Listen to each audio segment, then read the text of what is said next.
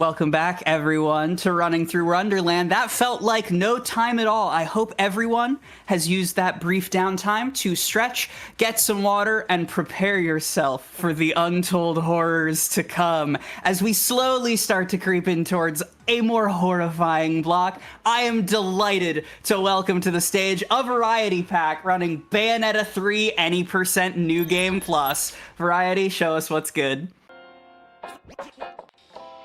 All right, hello there everyone, my name is a Variety Pack, and yes, as Quacksilver has brilliantly introduced, we will be doing Bayonetta 3 Any Percent New Game Plus for you today.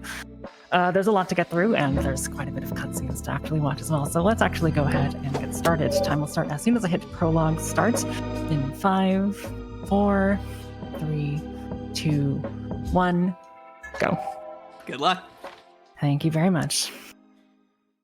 All right, so this is a bit of an interesting run.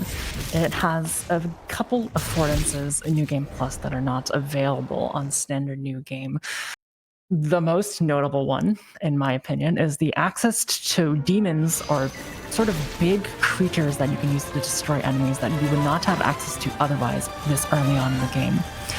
The other is slightly perhaps less notable, but equally as important difference is the ability to skip 2 extremely long cutscenes that are only required to do in New Game.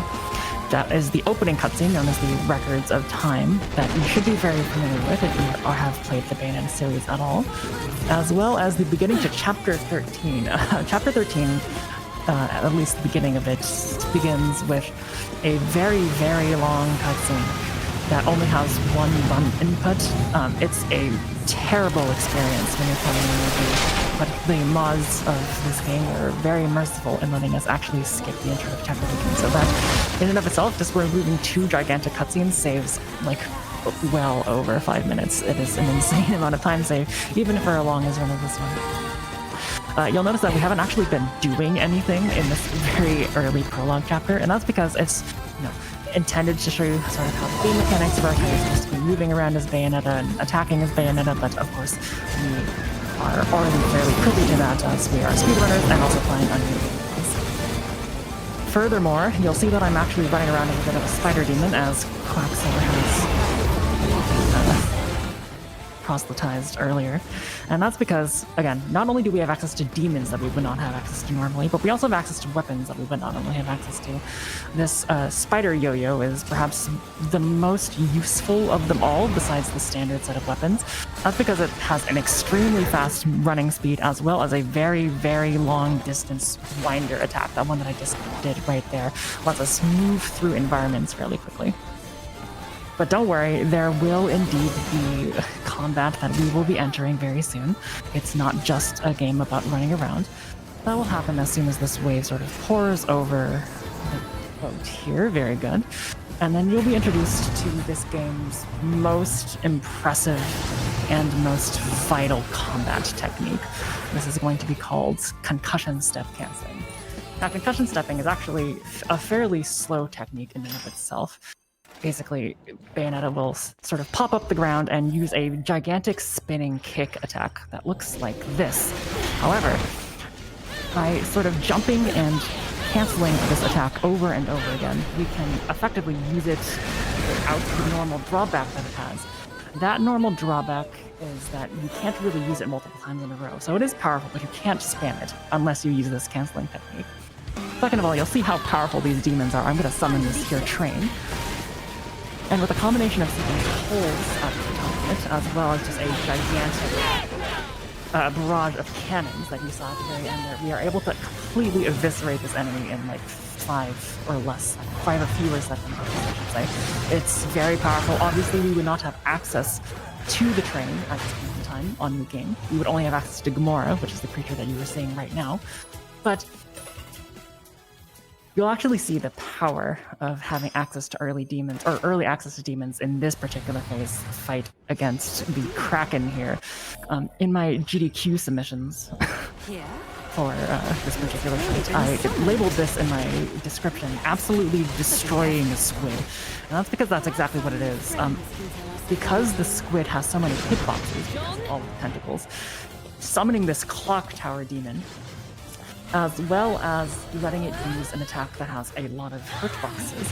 Well, the two things collide very magically, and we get to absolutely decimate this thing's health bar. We actually get to do it again here.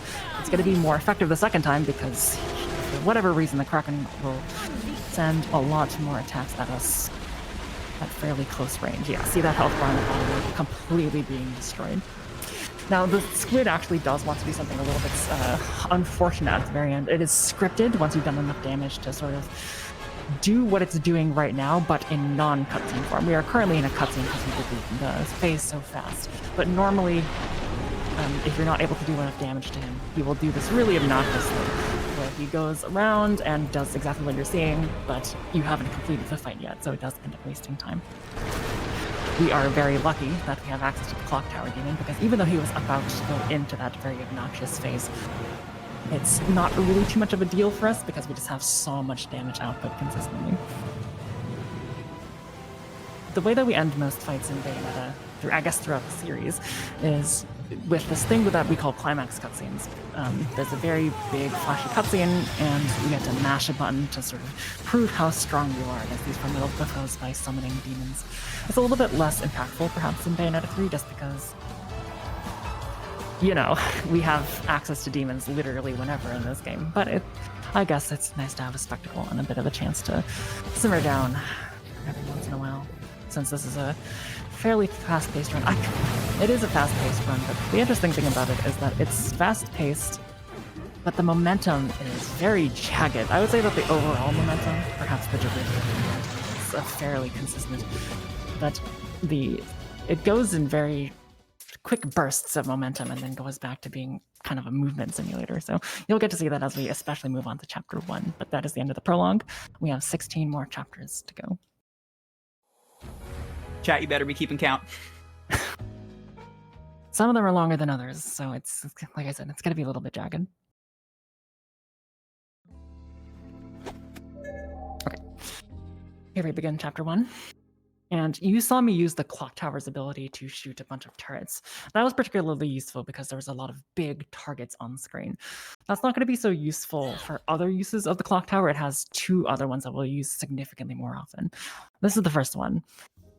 I don't exactly remember what they're called. I typically just call them the gates. Their leader's name. And what this essentially entails is the bottom segment of the clock tower will open into these, as you might expect, giant portals, and they will suck any small enemies that it sees into itself. And if they have low enough health, which most small enemies will have low enough health, it will just completely destroy them. We don't have to actually worry about them. Dealing damage in this game it doesn't feel, at least personally to me, necessarily as impactful as it does in other games for whatever reason. So the fact that we have abilities that will just take that out is very, very useful. The other benefit of the spider is that we actually get to climb up walls.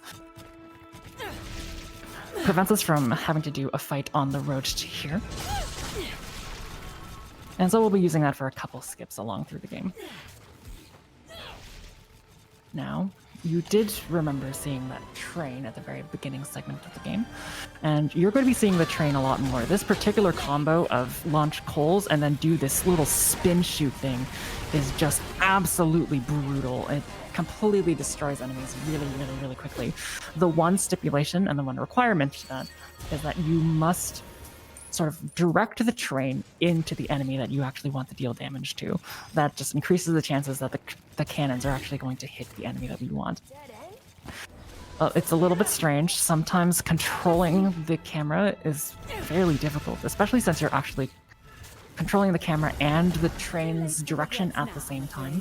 So we do our best, but sometimes it just doesn't work out the way that we want. Now, you've seen a lot of the spider, but the concussion steps, as well as this next technique that we're going to be doing, are very useful for the standard... Oh, I actually did not incorrectly. Let me try that again. Make sure that I'm in the right place. Okay, I'm not in the right place. That's unfortunate. So, we will have to do an extra fight, but it's not a big deal. As you know, we have access to extremely large attacks, so there's nothing that we need to be afraid of here. Finish it off with some clock tower action, and we should be good to go. What I was supposed to do there is use a combination of two different movement techniques, but I just neglected to do the first one. but that's okay. You'll get to see the second technique that we're supposed to be using later on in the run. It's called Basilard spamming. Basilard is a particular attack that we can use where Bayonetta will essentially just continue to use one attack over and over again. And if you do it at a particular speed, that is to say you hold one of those buttons, you will essentially be able to maintain your horizontal distance. Glitches that let you maintain your horizontal distance are actually fairly commonplace in this game. You'll see that there's another character that we get to play that we will be absolutely using that particular technique, but that will only appear in Chapter 5, so be out on the lookout for that. And here we have this game's greatest claim to fame. I would not say that it is notable for it. In fact, I would say it's notorious for it. This game is just host to a ton of very, very long auto-scroller and or on-rails segments. Now, it may look like this one's completely finished because we've transitioned away from the train, but that's actually not the case. We actually have like 2 to 3 more minutes of riding on Gamora through the decaying streets of Tokyo here. So this is a fantastic time if our host has any announcements to read out. Absolutely. I have to say, thank you for giving me as much credit as to say that I was proselytizing for spider demons at the start of the run. I feel like that's going to be a part of my brand by the end of this. I also do have a $10 donation here from a tea tree that I'm going to try my best to honor and to channel the spirit of our prior host on this one. Alan Wake 2. But also Dead Cells and also Dead Space 2. Hi, peeps. Thank you so much for that donation, a tea tree. And thank you so much to everyone who donated to cross that 1,700 threshold for bonus Dead Cells, more running through Wonderland, and more support to Alice at Wonderland Games and her gender-affirming surgeries. It is truly, truly wonderful to see all of the community support that has come out over the past day and a half. We're only just getting started. Yeah, I'm not exactly sure how the organizers did it, but the particular lineup for this event is extremely exciting. It's absurdly stacked.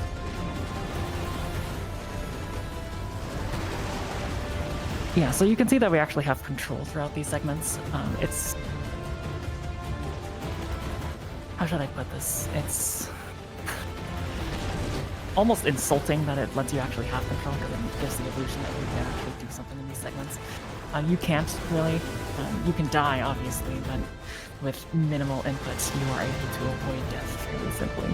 So for that reason, we are sort of letting the game lead us by the hand, but we do so reluctantly. If that isn't the tale as old as time with regards to speedrunners and auto-scrollers. Yeah, it's just the sheer number of instances in this game that makes it particularly uninviting.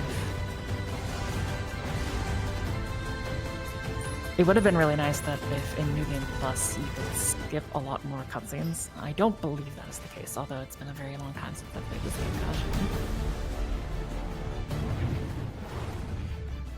Chat is helpfully providing cue the Sonic City Escape music. I think there's a tad bit more destruction going on in this particular setting than Sonic Adventure 2. But here we have yet another fight against actually several enemies. We're going to start with 2 of those big demon guys that we fought at the very beginning of the game. And we're going to start off with this thing that we call Spider Bomb. By summoning this demon spider, we can actually just completely destroy it. We can just have it die immediately in exchange for a lot of damage on all of the enemies. More importantly, though, it allows you to break the enemies. It lets you break their shields and get off what we call a torture attack. Torture attacks are very common and very useful in Bayonetta 1 because they let you destroy a lot of enemies that have a lot of health very quickly.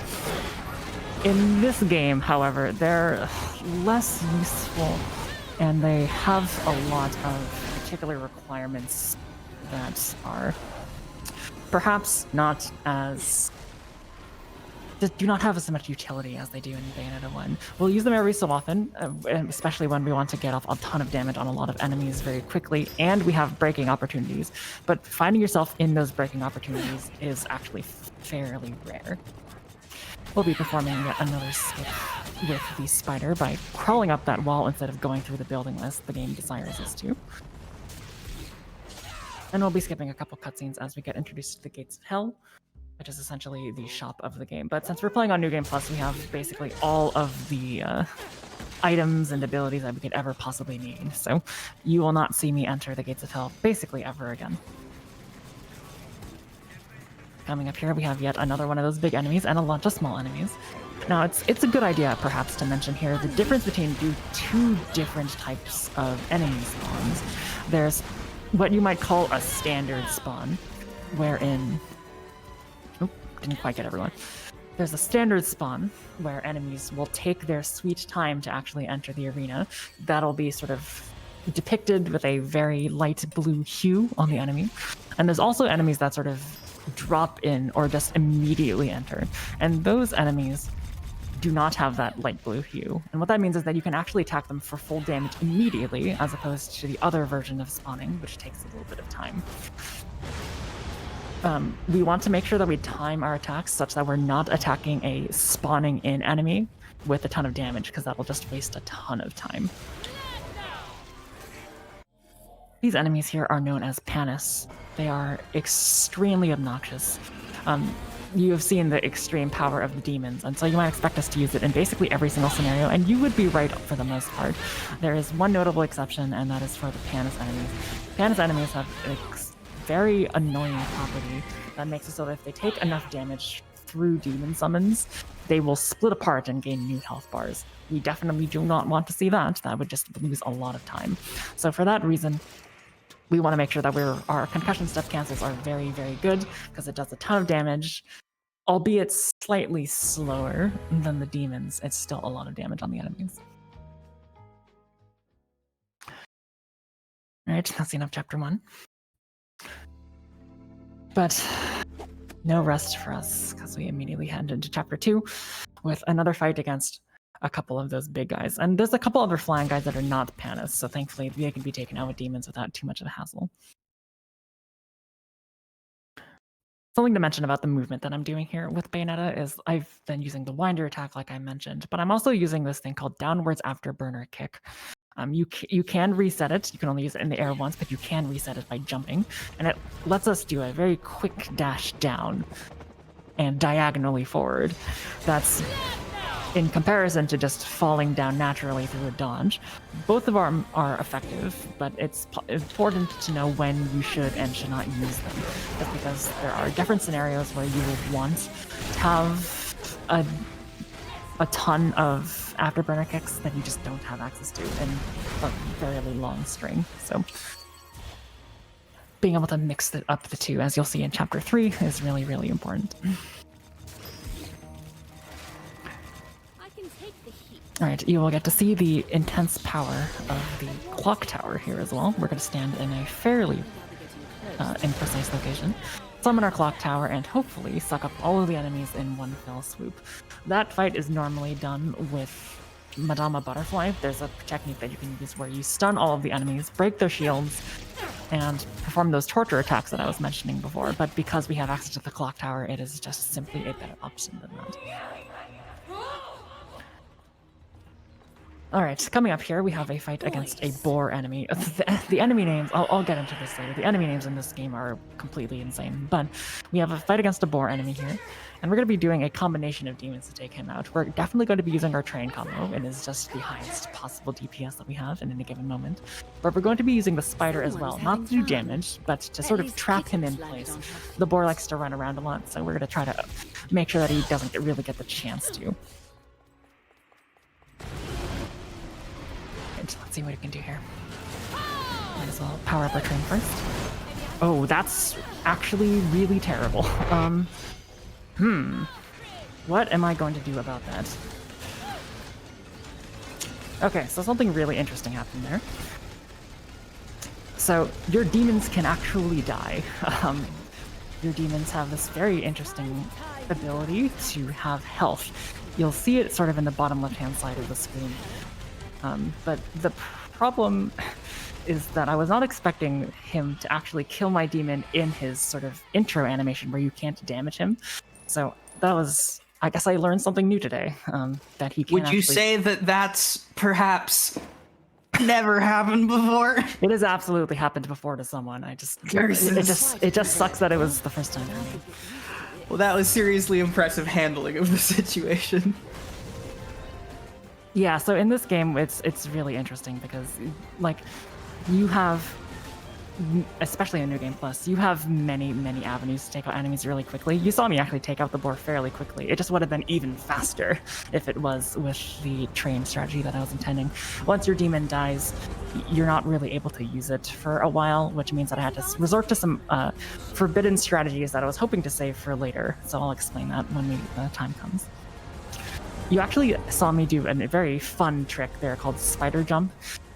It's a bit of a misnomer because you don't actually use the jump function at all. The game will try to sort of fix the gravity that you are falling in, and we can abuse that by not using the jump function, but we're actually going to be using a triple attack with our A button, just 3 strong attacks.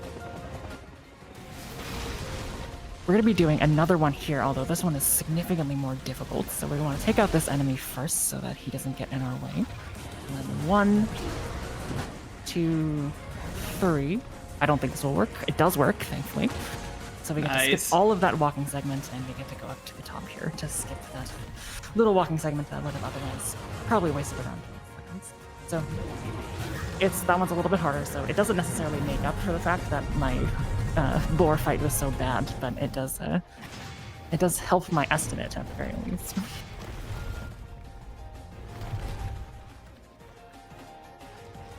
All right, this is yet another one of those on-rail. It's not really an on-rail segment because you actually do literally control the spider, but it does have the same sort of game feel as one. There's not really much you can do. There's no reason to attack any enemies, so we're just gonna be waltzing along here. The player is controlled, but the vibes are very on rails. I love it. Yeah, exactly. That is exactly it. While we are vibing our way through this on-rails spider segment, I would love to remind everyone that we do currently have a language bid war open for our upcoming run of Dead Space 2. Right now, we have German at a surprisingly healthy lead. I don't know that I walked into a language bid war with any expectations necessarily, but German is about $60 in the lead of our second place contender, Spanish. So if you would like to see a different language, we got English, French, German, and Spanish that Shark Hat could be running Dead Space 2 in, and it is voiced, so if you have a particular fascination with a given voice set of voice lines, be sure to get those donations in. All right, that was almost fairly bad. So that train trick, the one where you sort of do the punch and spin shoot combo, like I said, it really requires, or at least it directly benefits from having your train actually be directly inside of the enemy. I was just off of that, so let's try it again. Hopefully we can have a lot more cannon damage this time. Yeah, so it didn't quite work. So you'll get to see the forbidden arts that I was talking about before. This is the mech. And if you have seen any run of mine where I've done Bayonetta 2, you are very aware of the intense power of the mech. Just by spamming the shoot button and doing some really very simple combos, you can do a ton of damage. It's a really good way to clean up fights. Basically, it's a special sort of attack that you can get from the Demon Clock Tower. And just by standing and shooting, you just deal massive amounts of damage to enemies. You also have extreme flinch resistance, so you're not really going to be knocked out of that very often, or by at least many attacks. So those two things in combination make it a really good way to clean up fights if your standard way of taking out the enemies was just a little bit off. And why is it called the forbidden technique? Or is that just speedrun vibes? It's I call it the forbidden technique, mostly because you don't actually want to use it that much. It's really good, it's very consistent, but it's not very fast. So it's a perfect blend of you want to use it and you don't want to use it at the same time.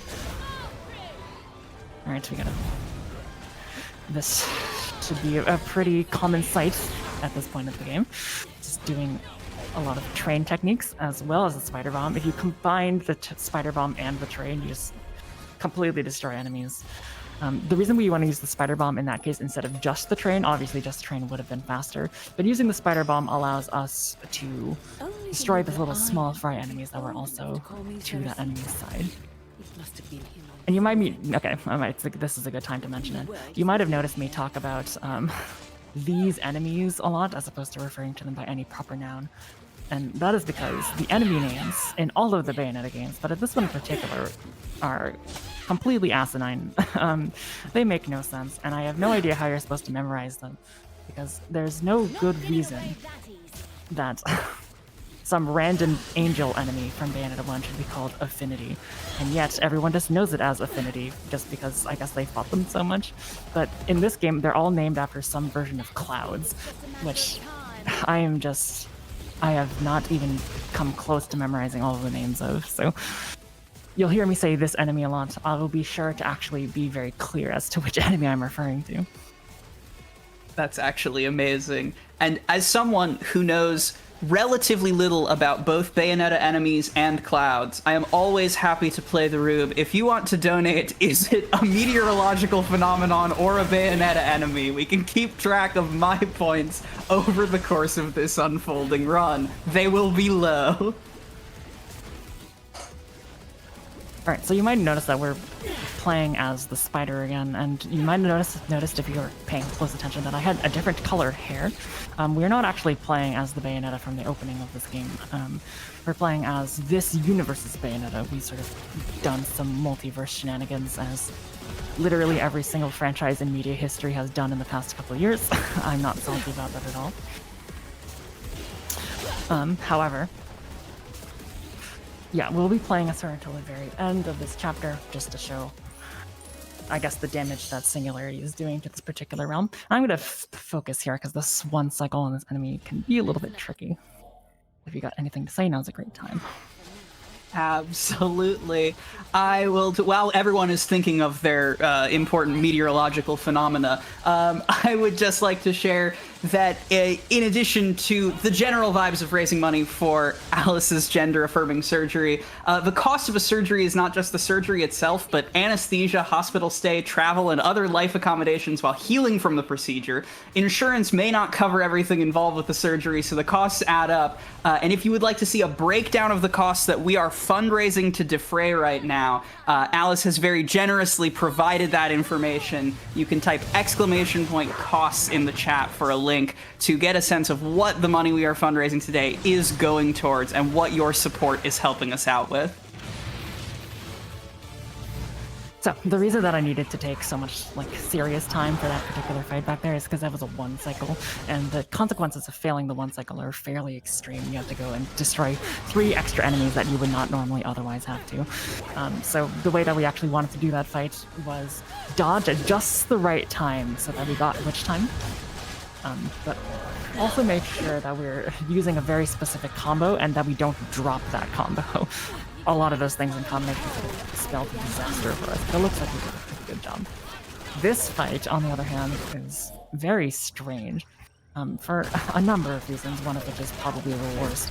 To describe what's actually happening on screen right now, I am using the spider demon that I have access to in combination with this attack right between this guy's arms. Basically, that'll increase the amount of hitboxes that he has on him at any given time. And I'm going to do something very safe and jump up a lot before I actually activate that climax prompt. The reason for that is I have found that if you are at all in the Clouds of Erasure, that very weird mist stuff that you see on the bottom, if you are at all close to that when you activate that climax prompt, the game will simply soft lock. You cannot complete the game. So for marathon safety, even though it is a little bit slower, I'm going to decide to spend a few more seconds to make sure that we're actually safe. But if you thought that was the final boss, you were unfortunately mistaken. I wish you were correct, but we have this thing here. This is a really elaborate game of rock, paper, scissors. Essentially, he will either swipe at me, he will bite me, or he will shoot me. And we have to essentially just provide the game the correct response so that we continuously do damage. Completely RNG. There's literally nothing you can do. We absolutely do not want to see him use a shooting attack because the only real way to, or I guess the fastest way to intercept that is to block, and blocking obviously does not do damage. We are actually getting fairly lucky here. We have not gotten any shots yet, although I'm sure I just literally jinxed that right now. I did. The instant commentary curse, you hate to see it. Yeah. And then the game is gonna say, put this weird strike prompt up. We don't actually want to do that. We do more damage just by shooting 3 fireballs at him. So we're going to be doing that instead. The strike prompt looks very flashy, it looks very nice, but we are masters of pragmatism as much as we are speed. So we want to make sure that we don't actually activate that strike prompt so that we dispatch with our enemy as quickly as possible. Yeah, if you're at all a fan of lasers, then maybe you should pick this game up, because this game, maybe more than any other game that I have played in recent memory, has just so many lasers. Not only does it have lasers, it likes to have lasers that are 2 pairs of lasers that are shot at each other. So if that's a trope that you love in media, then I'm not gonna lie, that's a very effective sales pitch, yeah.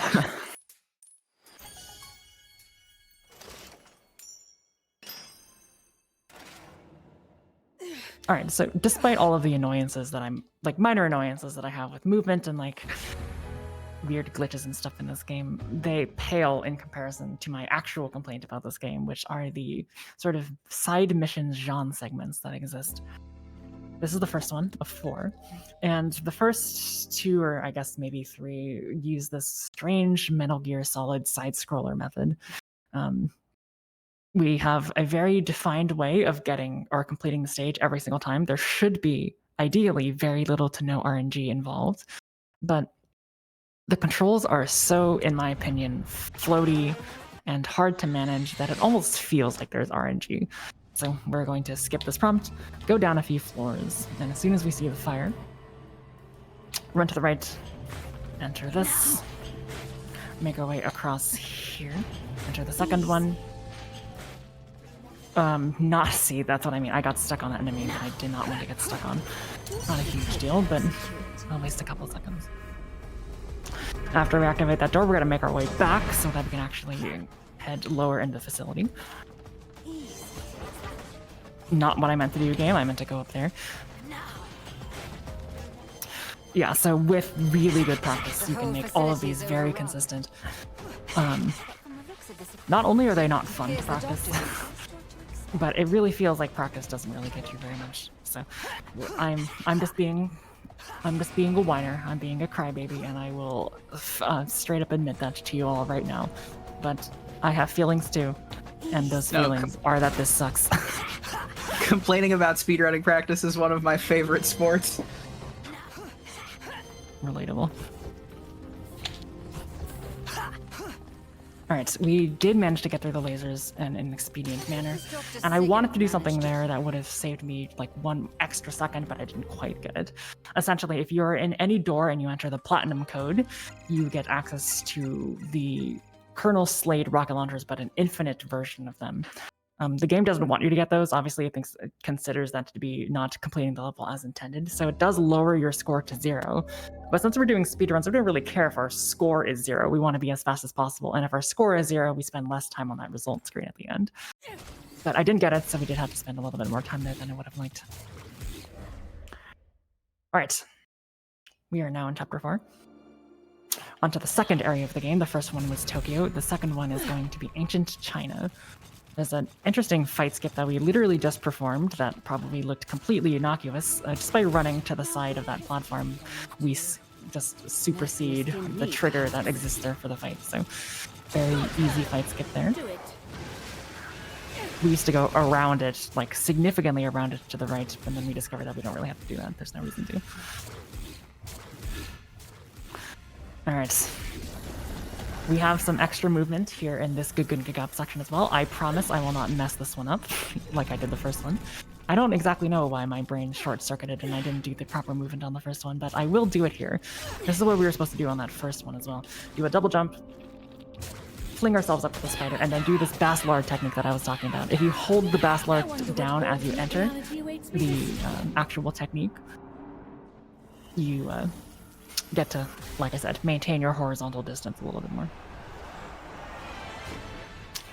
We're going to do something interesting here with the clock tower. We're going to activate an ability that we don't actually use for combat, although it looks like it would be really useful. With the clock tower, you have the ability to just summon Witch Time whenever you want. You don't even have to dodge any attacks. And that does sound broken, yes, but it's really slow. So in a speedrunner sense, we don't actually like to use it very much. It's actually only useful for movement in long stretches because for whatever reason, you move significantly faster, especially with the spider when you do have Witch Time active. We don't have any enemies to dodge there, so we're going to sort of force Witch Time by using that B attack on the clock tower. Now the game would like us to use the train to destroy all of these enemies to move on forward, but a spider bomb will do the trick as well. And then we'll have our fight against Virga. This is one of the enemies that I do actually know the names of. Is that a type of cloud? I don't know, actually. So we'll be using our super destructive train method. At least we're going to try. This should do it. There we go. Very long fight on standard. It has 3 health bars, but the game will introduce demons to you progressively as you complete the game. So for that one, I guess from this segment on in the normal speed game, you will have access to the train. You have to unlock all of its abilities and stuff like that, but we should have enough combo points and stuff in New Game Run where that should not be a problem, but it's even less of a problem for us on New Game Plus because we already have it. This fight skip is very similar to the one that started the chapter. We just want to go directly to the left of this fight arena so that we don't activate the fight trigger there. That one's a little bit awkward. You want to make sure that you're using the butterfly form instead of the spider form, just because your hitbox, or I guess your character's activation hitbox is slightly smaller in that way. It's a little bit more hard to control, a little harder to control though, so we want to make sure that we're going absolutely straight, otherwise we will accidentally hit that trigger. Use our spider's abilities to once again dodge another fight. And we weren't able to quite make that cycle, so we'll have to sit here and wait a little bit. Alright, this fight is going to use another ability of the train that we don't really use very often. It's going to be using the A button, which is not punch or spin shoot. It's in fact kick. But the reason it's so important is because it'll stop the attack that guy is doing. The reason that that's so important is because if he gets an attack off, then he could kill my train. And like we've covered, we want the train to absolutely stay alive, I guess without fail. So yeah, there's that health bar. I guess all 5 of this enemy's health bar is completely destroyed very, very quickly. We got a bit of a long cutscene here as we make our way to chapter 5, so if you got any small announcements to make, that's a good time. Absolutely. I just circling back to the idea that you move faster in Witch Time, as someone who is predominantly aware of Bayonetta first through the Smash Bros. Series, the idea that Witch Time also buffs your movement is high-key traumatic to me. And to that end, I do have a $8 donation from Anonymous who says, I'm low-key arachnophobic, but this spider is a friend. The spider is a friend when he's not moving at Mach 8. Thank you very much for that donation, Anonymous. Yeah.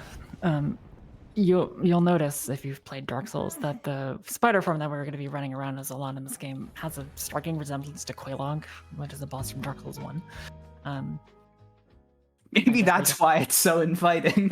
You know, Dark Souls, famously friendly atmosphere. All right, so we are now in chapter 5, which is the one that I teased, uses a different character. This is Viola, Spoiler alert, she's alternate Bayonetta's daughter. And she'll have a very difficult trick to perform right off the bat. So I'm going to take a little bit of serious time and explain the trick. If I get it, or even if I don't get it, but hopefully I get it. You got this. All right, very good. So this game has different sorts of counters. There's obviously Witch Time as well as our sword block that Viola has, but there's also two different kinds of demon summons that you can do aside from just standardly aside from just normally summoning your demon. There's Assault Slave and there's Wink Slave. Assault Slave is really important for us in that particular fight because what it does is allow us to counter an enemy attack and destroy whatever's on screen with our Cheshire demon that you see on the bottom left-hand side of the screen. So by positioning ourselves in just the right area, we can wait for an enemy attack and then use our Assault Slave technique, and the enemies will not last very long. This fight is super obnoxious. I despise it a lot. We'll be using a very important technique that you'll see. Essentially, this unfortunately, this sort of boils down every single Viola fight in the entire game. We'll be using a thankfully not patched combo. Because there's no way that this is intended, but perhaps I'm just not thinking creatively enough. Essentially, what we're going to be doing is activating this Windmill Pete move, which summons our sword around us for a brief period of time, and then combining it with a downwards afterburner kick. What that does is it sort of overwrites the damage of the Windmill Pete, which is generally quite low, and makes it, in fact, a downwards afterburner kick, which is significantly stronger. So what that does is it makes the Windmill Pete, in total, extremely strong. Combined with a red candy, which you see me pop every so often, that increases our damage. It's an incredibly strong set of things that just work really well together. I'll be doing it again here. Like I said, it sort of is the main thing that you'll be seeing in a lot of the Viola fights. It's just that strong.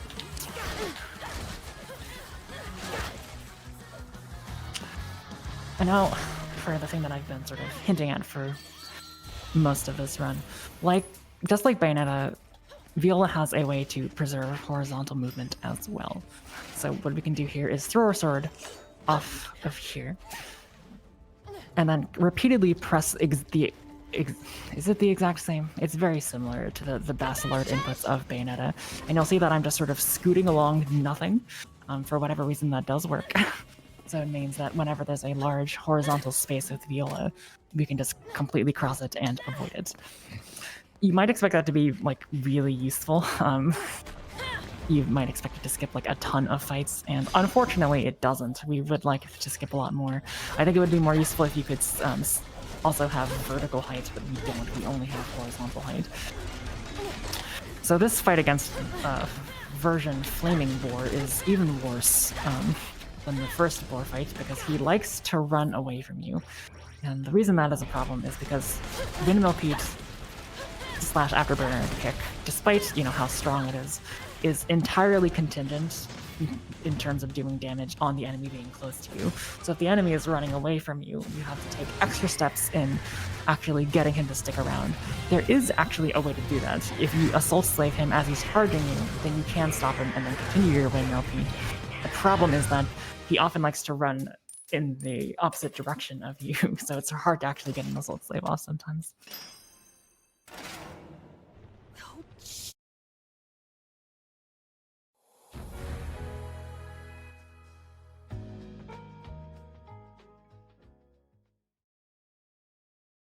Okay. Onwards to chapter 6.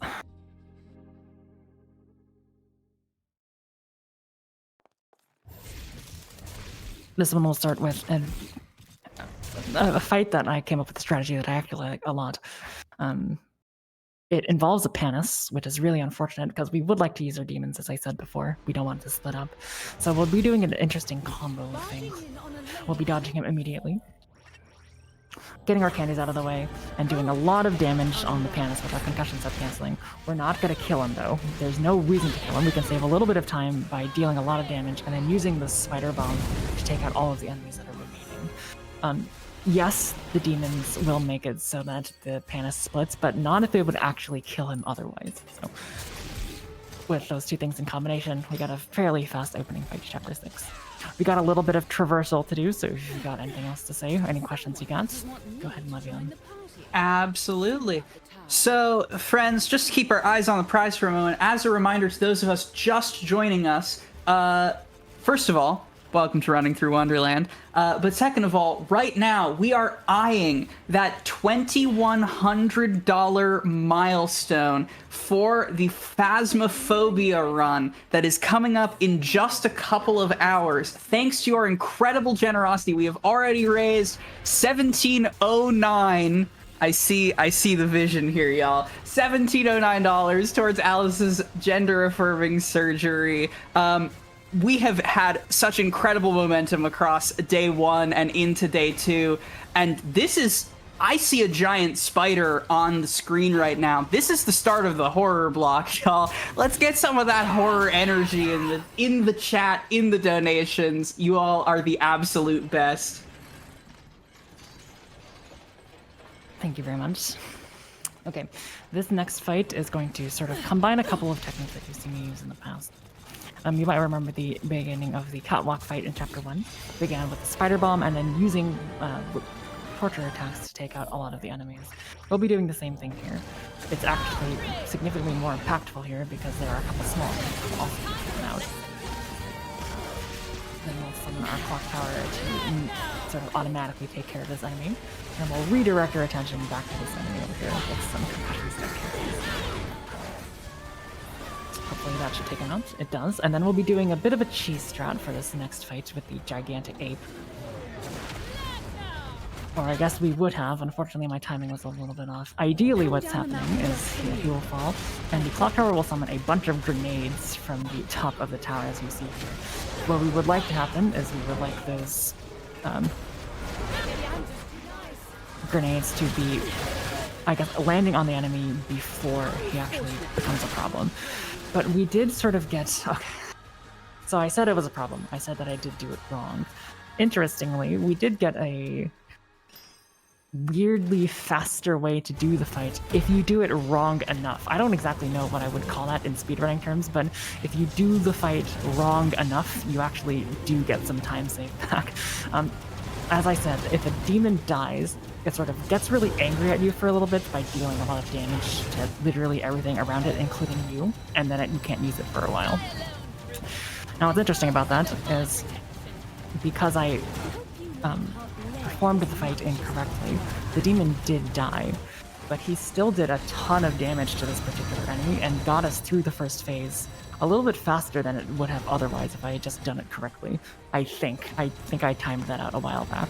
So it's a strat that involves playing deliberately at odds with what seems correct for time save in a Bayonetta game. If that's not named, that's got to be called shooting the moon, right? Like, that has to be the tech name. That's pretty good. Yeah, the thing about that is, it's obviously more consistent if you do it correctly the first time. You don't have to rely on enemy RNG actually attacking the thing that you want to attack. But if it does work out, then there's no reason to shake a stick at it. Alright. Our second on-rail segment for this particular area will be done here in a second, and will be replaced with something that is significantly worse than that. It is time for the Bubbles fight. And the Bubbles fight is really, really, really... I will not mince words. It is bad. You'll see in a couple seconds here. It consists of one of Bayonetta's butterfly demon summons, essentially shooting a bunch of bubbles at this fire ape enemy. The unfortunate problem with that is that the way in which the fire ape enemy moves is completely random and extremely sporadic. You have to just hope that he stays in a really good position, as he is not doing right now. Oh, that's actually fairly nice. Him attacking is pretty good, because that means he'll stay in one position for a little while. So that was actually very, very good. So him he can sort of zip around the screen for many seconds on end sometimes. So it's nice that he was a little bit nicer to us that time. He will split up and try to make it more confusing, I guess, but luckily he will always be in the top positions, so we know exactly where he is. Obviously, the problem still comes that we have to keep track of him, but we know at least where he's going to start. That was also a fairly good second phase. So I know I just complained about this fight a lot, but he's actually cooperating with me for once, so of course it had to be in a run that was definitely dead by the time I messed up the first trick of the game, but that's okay. The rare commentator's blessing. Yeah. Ooh, they actually did mix up a little bit there. I hope that this is the right one. They performed a trick on me. Okay, now you see what I'm saying. They're just moving around and it's making it really hard to actually hit the enemies in the way that I want. I know that one wasn't the correct one. I'm pretty sure it's this one. Okay, I am correct. Nice. I would kill it at 3-card Monty. Cool, so after this we get another Bayonetta section. Sorry, another Jean section. Essentially all that's going to happen is we're going to get that platinum code, input it into a door, get ourselves our infinite rocket launcher, and just completely destroy the entire level. Very simple. It is definitely the easiest Jean level by far. Got any questions, comments, concerns? Yeah, I see some Bayonetta friends popping into the chat. Some love for you for the run so far. So for the folks just joining us, I'd love to, while we're in this interlude and blowing everything up with rockets, as all good interludes happen to have, I'd like to remind everyone what we're doing this for. We are here raising money to help with the costs of Alice at Wonderland Games gender-affirming surgery in February 2025. Alice came out to her friends at 17 and to her family at 19 and is currently double majoring in psychology and neuroscience. She wants to be a psychiatrist to help young adults and specialize in queer issues and mood disorders. Alice's surgery has been canceled twice due to insurance issues and has been waiting for the surgery for 4 years since her first consultation. So every moment and every dollar counts to help her get there. With his help, And every comically oversized rocket launcher along the way. that's why you made the trip. This is unfortunately a auto-scroller segment. And why do you put It doesn't look like it, but we do have to wait for all of these enemy attacks to come out. singularity or We can't just skip anything here, at least to my knowledge. Hopefully we can sometime in the future. There are only, I would say, 3, maybe 4 active runners of this game right now. Or maybe they're not even active, they're just really good at the game. Reclaimer, HVK, if you saw his Bayonetta speedrun at AGDQ 2024, is also one of the greats of this game, was one of the first people to pick it up. He's really, really good. I think he's coming back to it, so make sure to give him a follow, etc. if you have any interest in watching higher level gameplay of this game on normal mode, because he's a runner of normal mode as opposed to me who does New Game Plus. I think I just prefer New Game Plus because, well, actually, there's a fairly good reason in my eyes to be running New Game Plus. I don't have hand issues. I am a musician, and that requires Say no more. That requires careful treatment of your hands. And this game, with all of its concussion step cancels, can be very tough on your hands. So doing it on New Game Plus makes it so that you don't really have to rely on concussion step canceling as much, and B, makes the run shorter. So all of those things in combination make it a significantly better run for me personally, which I'm, very happy that it exists. Hey, as a fellow musician, I hard co-sign, and also generally, hey chat, level with me for a second, chat. 2024 is the year we take care of our hands. I will not hear any arguments. I don't think I've heard of an established hand health awareness month, but perhaps that should be one. As a pianist to Smash Bros player and speedrunner plus pianist pipeline, this is my hand health awareness year, and I'm dragging everyone along with me. At least it's not Mario Party 1 enthusiast. That would be even worse. Okay. So much like Bayonetta, we're going to be using our infinite horizontal movement glitch to get past this little fight here. And make our way to the third segment of the game, which takes place in ancient Egypt.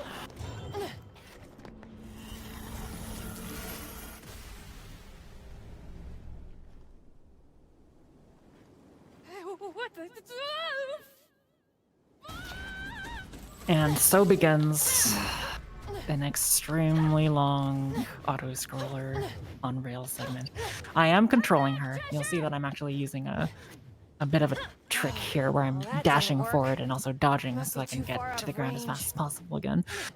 And after this, I will be sort of running to the left. We, for some reason, think that it speeds up the process of getting to the next segment of the game ever so slightly. But after this, it's just a lot of walking through the sand. It's really obnoxious. I don't know why it's so long. It's also very strangely underscored. There's like a harmonica playing, but that's the wrong kind of desert. We are in Egypt after all, so I'm not exactly sure why there's a harmonica. For the rubes who are still rotating clouds in her head, what's the story reason for wandering through the desert for an auto-scroller? That is a good question. I mean, the overarching plot of this game is that we're trying to find 4 chaos gears, one that exists in the different dimensions that you can travel to via the Good Up sections. So we're trying to find one here. Why we know that, or why we have chosen a fairly ill-fitted set of attire for a very hot desert, I'm not exactly sure, but I guess those are different concerns entirely. That makes some sense, I guess. It makes about as much sense as dropping, trains and explosive spiders on people. It's at least a directive. I'll give it that much. That is true. And while we continue to wander through the desert, I would love to remind everyone that we do currently have a language bid war open for Dead Space. Unfortunately, there is no hieroglyphic nor ancient Chinese as a part of the language options. But right now, German maintains its sizable lead by about $55-ish. I would like to very timidly, because I understand this may be somewhat controversial, offer a defense for French. Just in general, but also I think it would be neat to see Dead Space in French. Both it and English are sitting completely unloved, so if you would like to change that bid war, change Shark Hat's language for Dead Space to any %, you can get those donations in. They will also go towards our $2,100 milestone to add the newest map released to Phasmophobia later tonight in the thick of the horror block. Ay, no, necesitamos usar español. Spanish is doing okay. Spanish is our second place contender right now. Could also use some love, though. Está bien. All right, so that fight that we just performed actually had some tricks to it. It wasn't just using our standard windmill Pete and downwards afterburner kick combo. It did, in fact, require us to do a block, I guess I should say, at a very precise time. If you mistimed it, the enemies would go underground again, and it would just be basically a waiting game until you got to hit them again.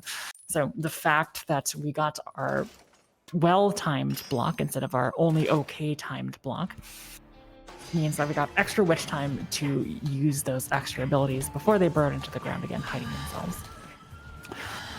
Yes, we are controlling a giant cat right now. It's a demon cat, and we're only going to be doing it for about 10 more seconds as we make our way to some water so that we can hydrate Viola.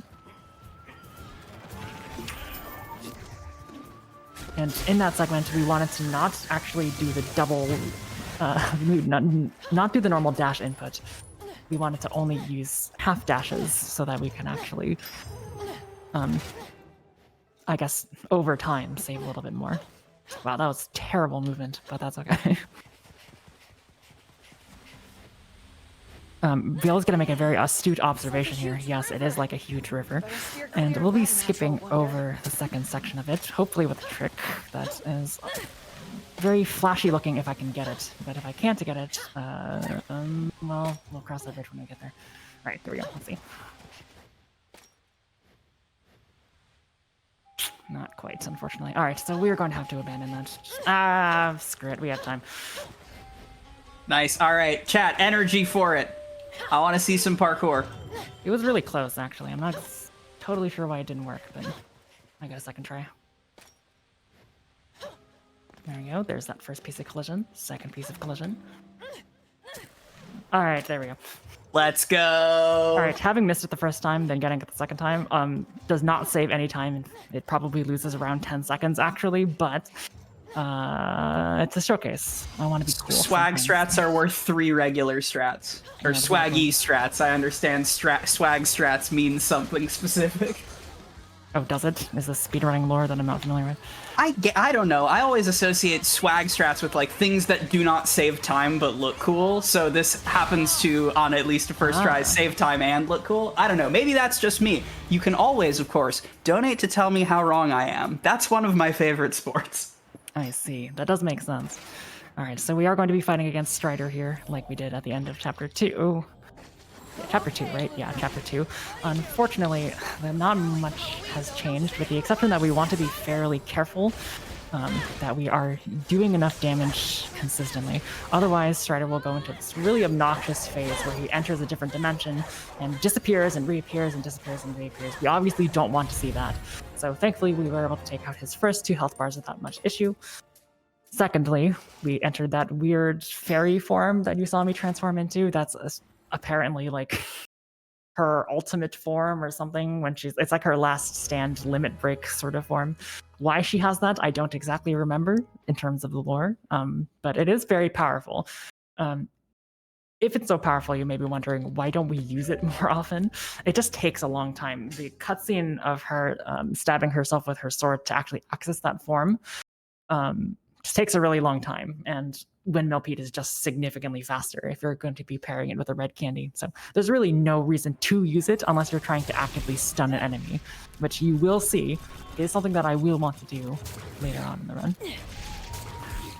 All right, this is one of the coolest fights in the run, although it may not look like it. Let's see if it works goes well, and then I'll explain.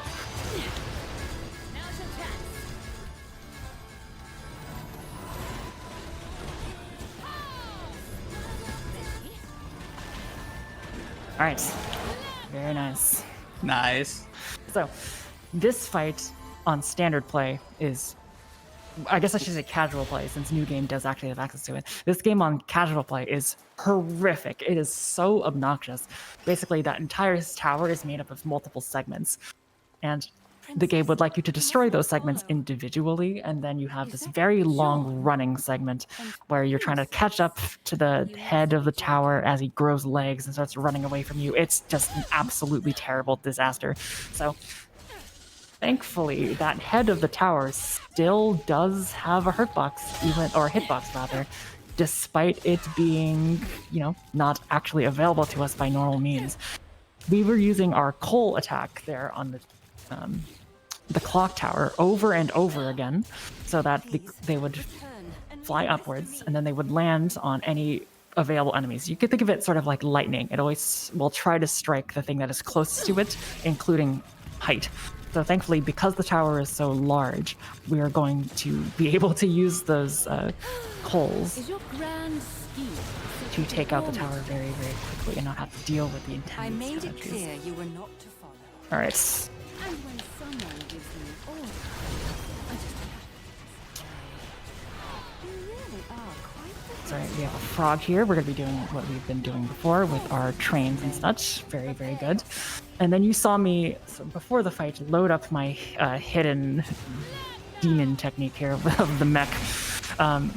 Like I said, it's really consistent. You're seeing that I'm literally doing nothing but standing here and mashing the Y button, and the enemy simply cannot do anything. It's really consistent. It's not the fastest. If we could find a way, indeed, to use the train, we would prefer it. It's just a little bit consistent that she is a lot more agile in the second form as opposed to the frog form. In this room, much like that sort of train room that we skipped all the way back in chapter 4, we are going to be using our spider bomb, so we don't actually have to wait for the intended strats of using the frog. And then you'll be noticing that we'll be actually getting a fair number of demons just throughout the game, just because that's sort of like the progression the game wants us to do. We get more demons and we get more powers as the game continues. We don't actually use them very much unless they're like intended sequences by the game.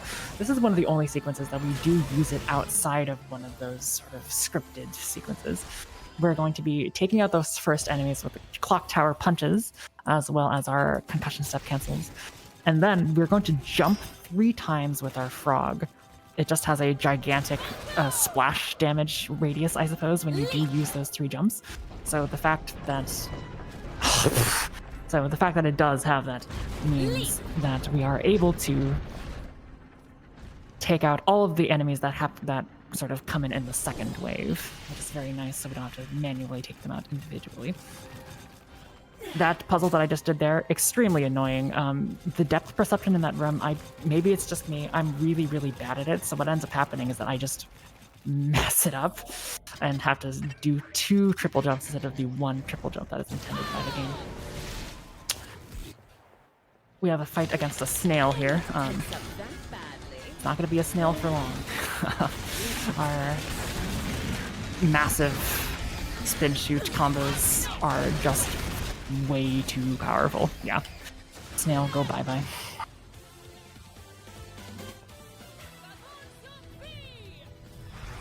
So you mentioned the progression of demons and not usually using like off meta demons when they're not required. Mm-hmm. How quick into a new game run do you typically get access to the train? The train, well, you get the train at the beginning of chapter 4, so It's not terrible.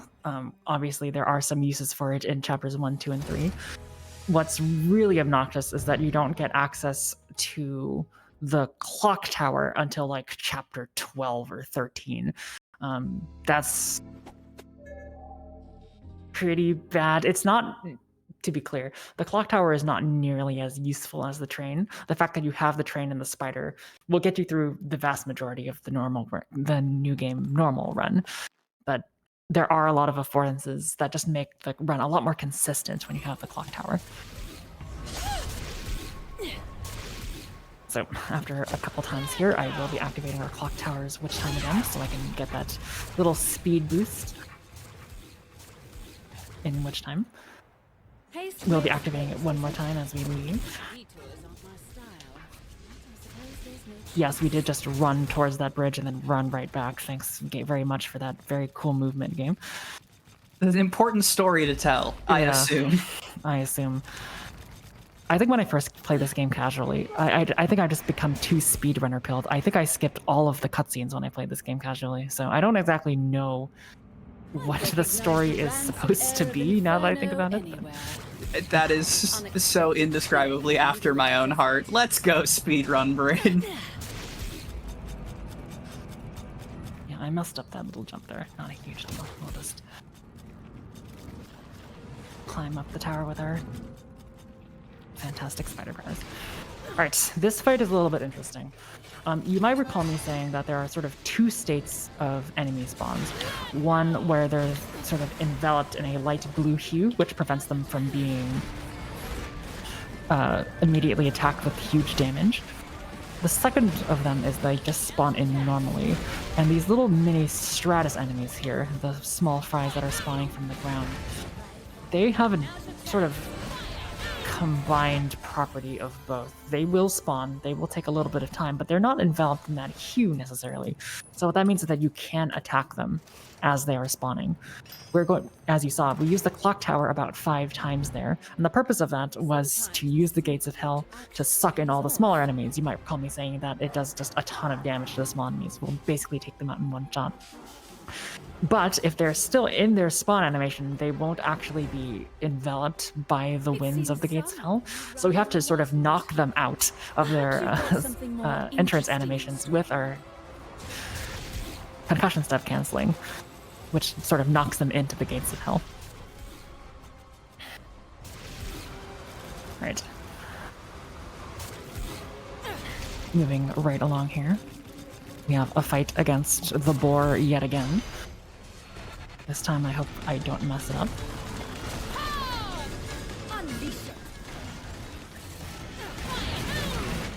A lot of damage. Please do it again. Not as much as I would have liked. We could do it again. Manually this time. So something really obnoxious happened. This boar has an attack that just straight up immediately murders the train. So that's what that happened right there. You never stop to consider how normal the sentences are. Yeah. You might have noticed that my train just completely burst apart into several pieces. Yeah, if the boar uses the I'm gonna charge at you attack, you do want to desummon your train. I did not notice it until just a little bit too late, so my train did in fact die. That was a pretty slow boar fight, but see, it's the nice thing about doing Bayonetta speedruns is that I can say that a fight is really fast, and you'll just sort of take my word for it because everything looks so flashy in this game. But the truth of the matter is that that particular fight was very, very slow. They can go significantly faster if done properly.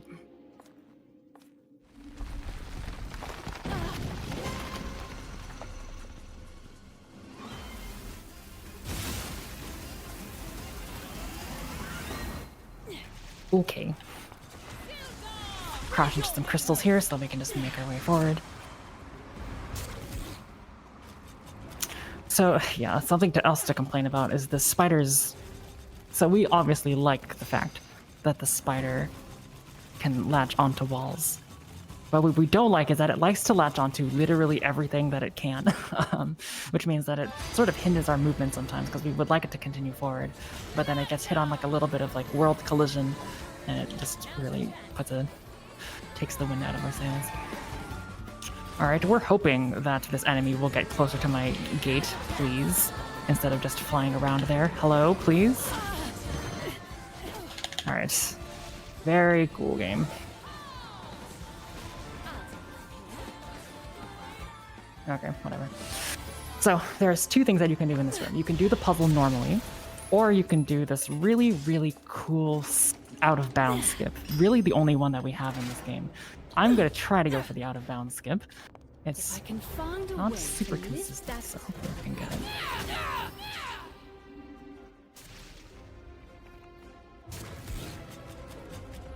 Alright, that's part one. We want to make sure that we get a little bit lower into that room, otherwise the next area will not spawn properly.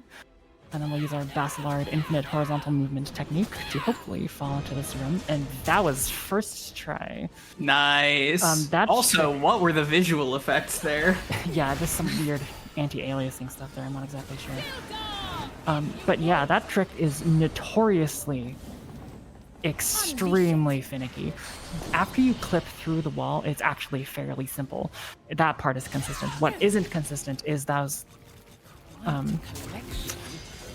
how should we define them? Those dodge rolls that I was doing into the wall against that statue. The problem with that, as you might imagine, is that sometimes the game just doesn't want to clip you in. Which I guess I can't fault it for. If I was a programmer, I too would want my game to function properly. But obviously I would like to circumnavigate that desire. I don't really care. Alright, this fight's not going particularly well either. But that's okay. Yeah, so like I said, fights, the cannons on train will generally target the enemies, but it really only is consistently doing so when your train is actually inside of the enemy. If they are not inside of the enemy, something really, really obnoxious can happen, and the cannons will fire as you have instructed it to, but it will not hit the enemy. So that's what happened in the second phase of that big man fight that I just completed. But like I said, I can convince you that any of the fights in this speedrun are very fast, and you would just believe me on visuals alone. But it wasn't. Emphatically, yes, you can. You can do that. All right, as we make our way, I regret to inform you all that we have yet another long auto-scroller segment with this bird. So if you got any announcements for those raiders that just came in, that was a great time. Yeah, perfect timing to welcome new friends to the cozy Spectacle Fighter ASMR block. No, while we get some Bayonetta auto-scrolling underway, I'd love to formally welcome everyone to Running Through Wonderland, a mutual aid marathon fundraising for Alice at Wonderland Games' gender-affirming surgeries. We are currently in our afternoon of day 2, where we will be running from now all the way through the end of the weekend. And right now, we are setting up, this is the prelude to some evening horror tonight, as we are eyeing our $2,100 milestone to add Point Hope to Phasmophobia a little bit later tonight. So if you want to come hang out, help support a truly fantastic cause, I obviously no bias, but I think trans mutual aid is one of the coolest things we are capable of doing in this day and age. You can type !donate in the chat, as well as just hang out and cheer on this incredible lineup of runners that we have today and tomorrow and all weekend. Indeed. It's really cool that we get to do things like this to help out our friends.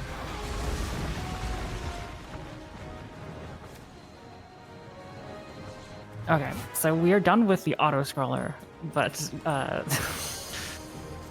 guess what it's replaced by? If you guessed another auto-scroller, you are really good at guessing. It doesn't look like an auto-scroller. We do actually have control of the character. But before the actual fight of the segment begins against the two dragons, for some reason, the game really just makes us do an endless fight for 60 seconds before we actually get to encounter it.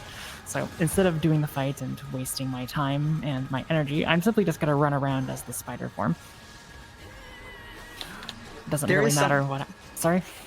I was just gonna say, there is something very yakety sax coded about just like skittering around the edges of a forced arena that you don't actually have to fight, that I do kind of love.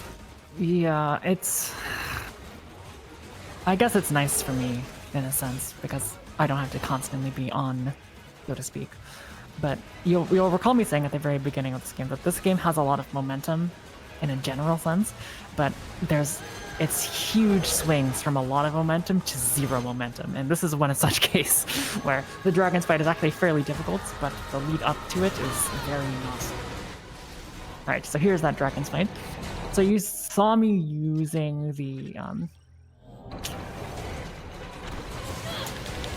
spin shoot for most of the enemies in this game, but for some reason we've determined that only using the coals is more powerful in the case of the dragons.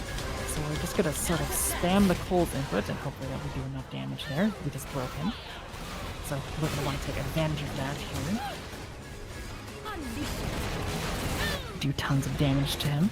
Luckily, his defense is quite low. Even if he has a ton of health, you see, I think he has 6 health bars. Yeah, 5 or 6 health bars.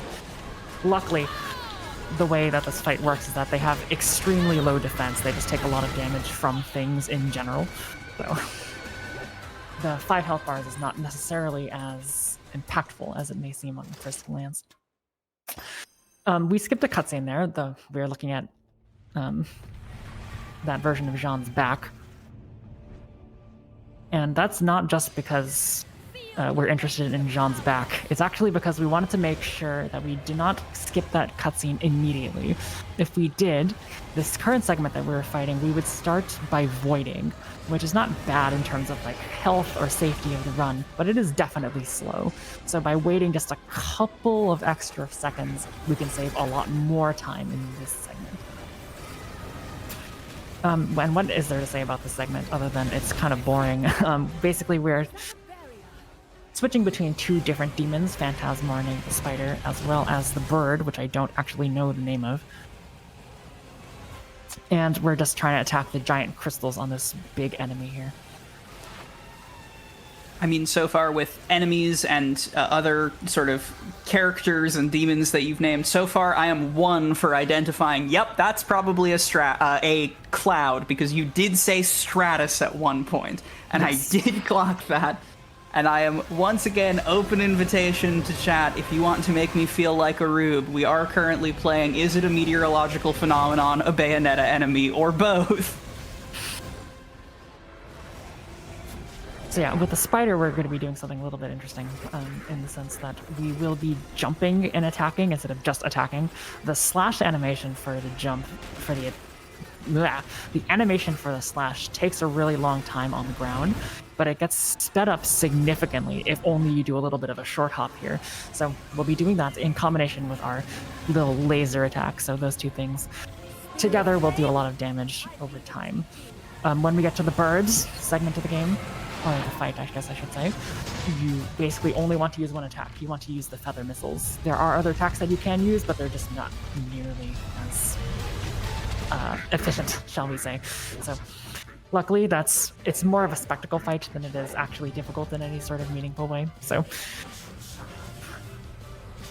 good news for us. A spectacle fight in a spectacle fighter? Say more. Yeah. There is a little bit of RNG that can happen. You can one cycle both segments, I guess, of the fight if you get lucky. I did not get lucky. I did have to use the bird, but it's totally fine. Not too big of a deal. All right. After we complete that, we move on to the third of 4 Jean segments. This one is by far the most difficult.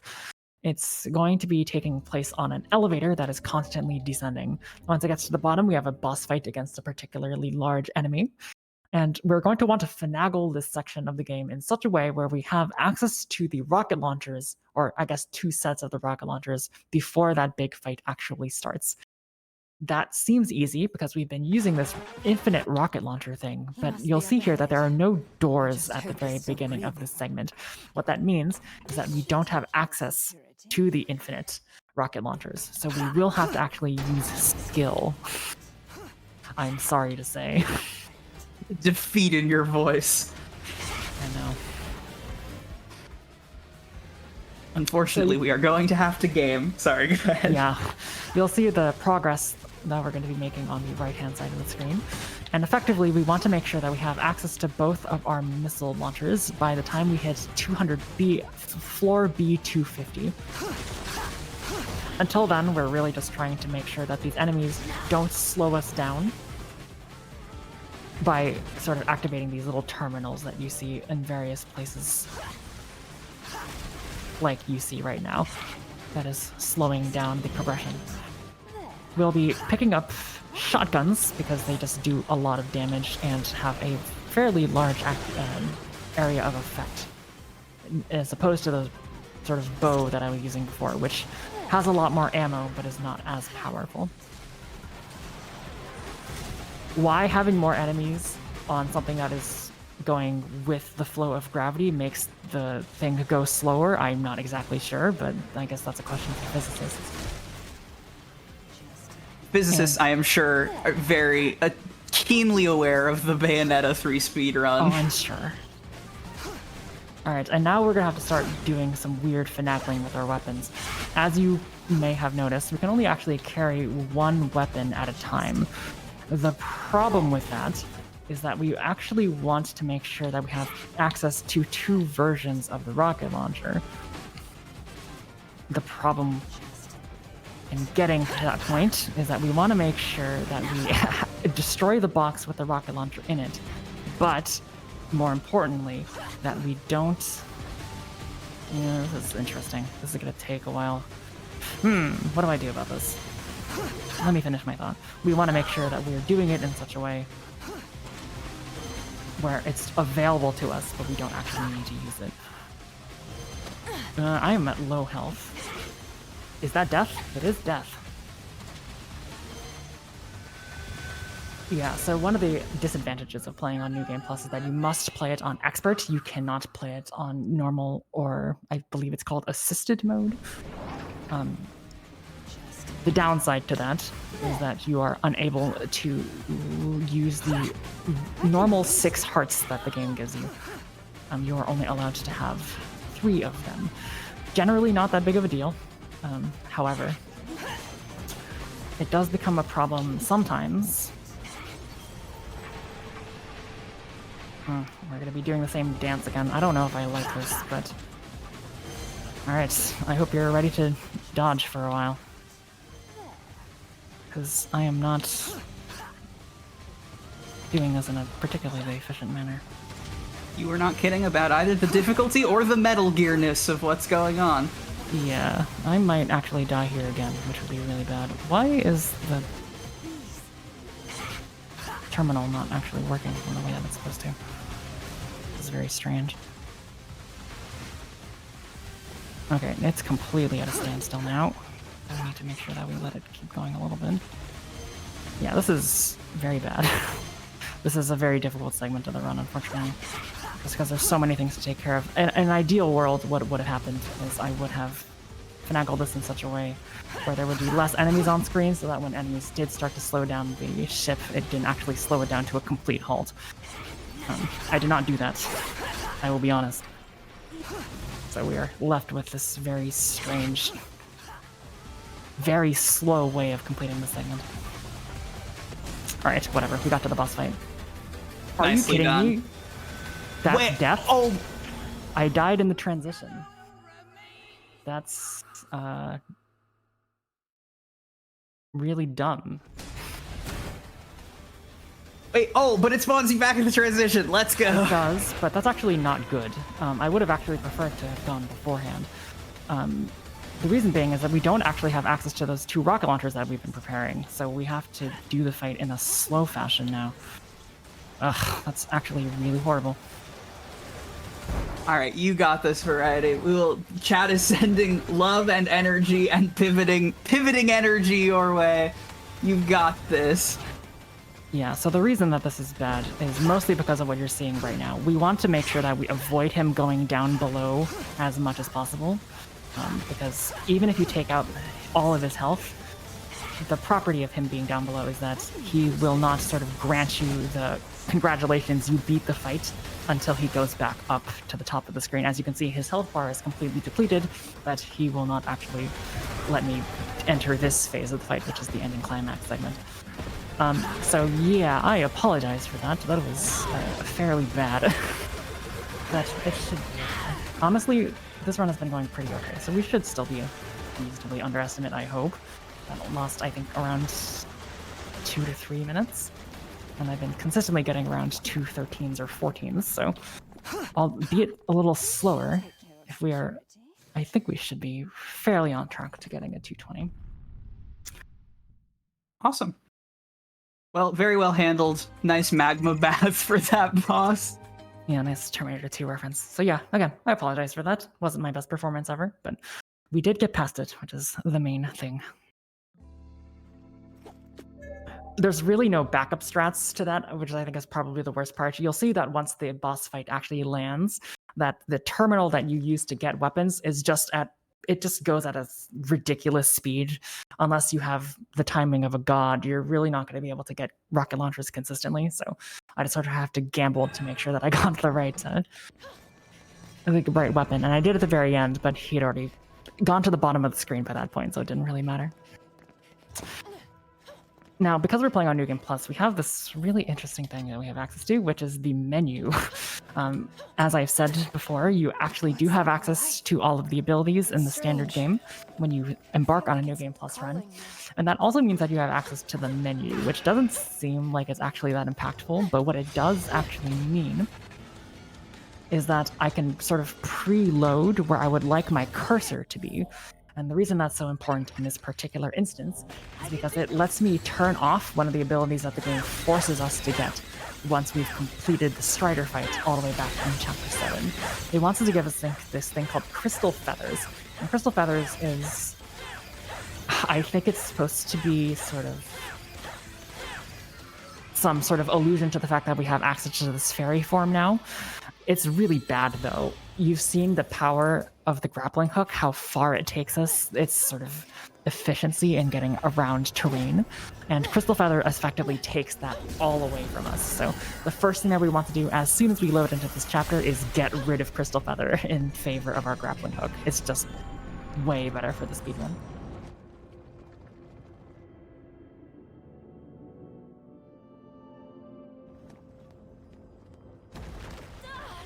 Okay, there's a little bit of a fight skip that we can do here with some good movement. Make our way over to this crystal here, jump off the side of it. Not like that. Let's try that again. Not like that. Let's try this again. That should work. Yes, okay, good. Nice.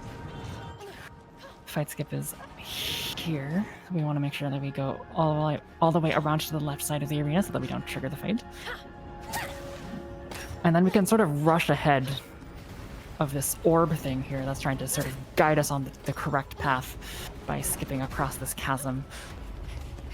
Luckily, the orb will catch up to us just in time to lead us through this little passage here. Obviously, we know where all of the rocks are going to spawn since we've done this a lot of times, but you know, sometimes you just want to turn your brain off.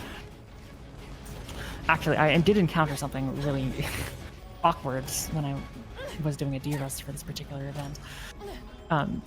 I voided out accidentally, and in that void out, the path that the orb wants to take you on had not yet respawned. So it meant that the orb was leading me essentially to my doom. So I did void a second time because the orb took me on a path that did not actually have a floor. Oh. Again, not a huge deal in terms of the safety of the run, but it is annoying for sure. All right, here's our Go ahead. Here's our second fight against Strider as Viola. We're going to be doing essentially the same thing.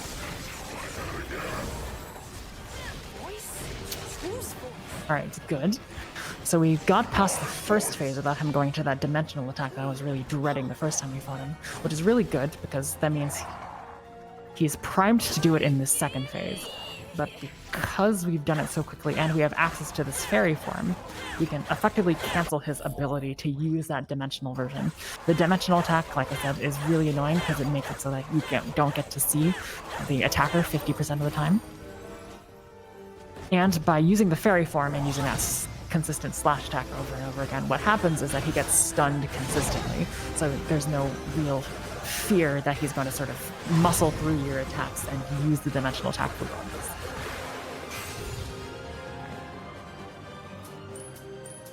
All right, that is the end of, what is this, chapter 10?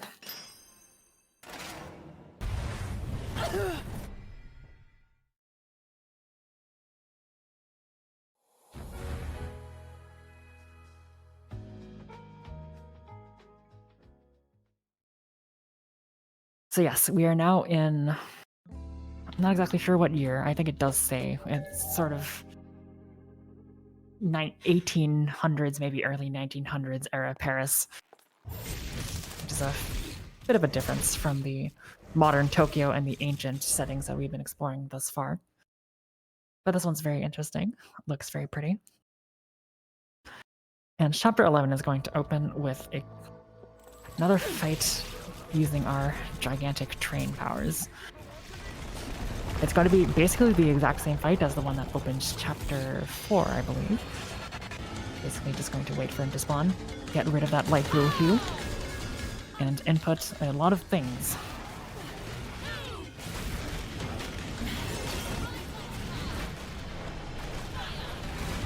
Now we did want to make sure that we dodged that attack. If we did not dodge that attack, what would have happened is that the train would have taken a ton of damage from all of those shockwaves that you saw on the ground, which means that the train would die, which means that we wouldn't be able to complete this fight very quickly. So the fact that we were able to dodge that attack at the last second means that we did not take extra damage, neither did the train. Nicely done. We're going to make our way into this dark room here. Now, as much as I want to say that I am a very skilled speedrunner and I know exactly where all of these rocks are, if you turn up the game's brightness as well as your screen's brightness, you can just see the rocks. So this is not a Hollow Knight Deep Nest situation where you don't actually know where things are. I know exactly where things are because I can see them with my eyes. Frankly, how dare you invoke deepness? The spider was enough. Oh, that's true. I didn't even think about that. So here we had another fight against the tower, and unlike the first tower that we fought in Chapter 8 that had a fairly straight construction, this tower's head has a gigantic horizontal hitbox. And the reason that's so important as a distinction is because we can actually sort of move directly under the tower with our coals and not have to worry about sort of directing the coals away from the tower and hoping that they actually head onto the head. So for that reason, we use our coal attack just as we did before, but this time we were directly under the head, meaning that the coals were able to shoot straight up into it and deal a ton of damage that Looks way. like I'm on the clock. Better find that gear. Here we're going to be doing a bit of a skip where we Vassalard our way across this giant chasm. And if done correctly, it should spawn us in the next phase of the running segment, which it did, thankfully. Someone teach you not to interfere in family This prevents us, you know, as you might imagine, it's better to go as the crow flies in this speedrun as opposed to around a circular arena where the game wants us to. So we are actually ahead of Rosa, who we're currently chasing, which is obviously not supposed to happen, but I guess we're not really going to complain. Rosa's Bayonetta's mother, by the way, so this is alternate dimension Bayonetta's mother. And if you are skilled enough at this speedrun, you don't actually have to use a yellow candy, which is the ones that give us invincibility, but we are going to be using it here just for safety's sake. These lasers, they are consistent, but for whatever reason I am really bad at dodging them, so I'm just gonna spend a couple extra seconds to use a yellow candy there, just to make sure that we can get through those without any snafus. Whoa, camera. Alright.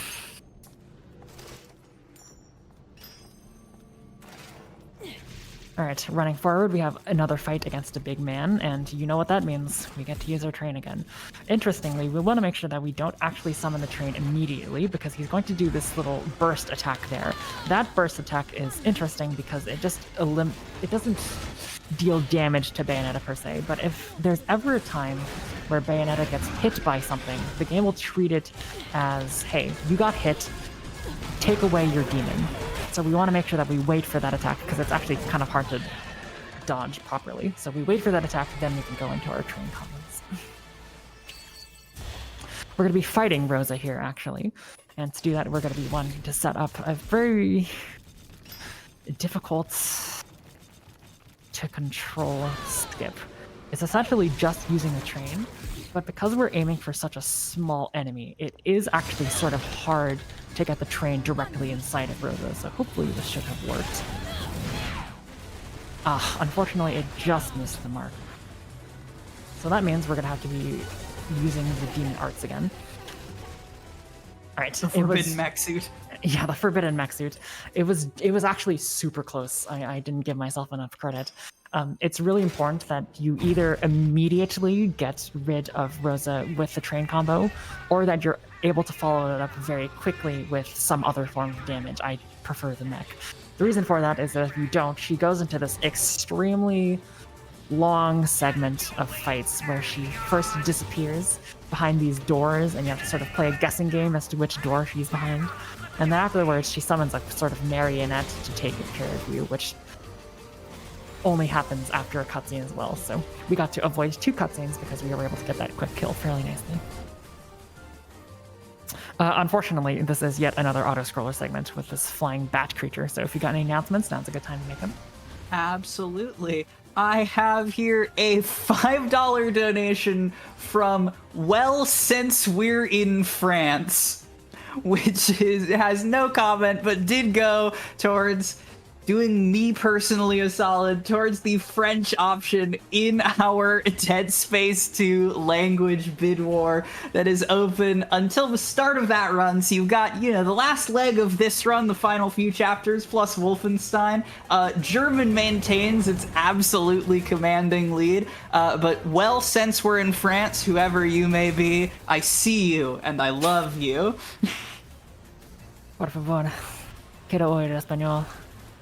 No alemán. Yeah, okay. At least we are united. We are united in wanting to see German dethroned. German sitting with a little over $80 in the lead of that bid war. $8. Come on now.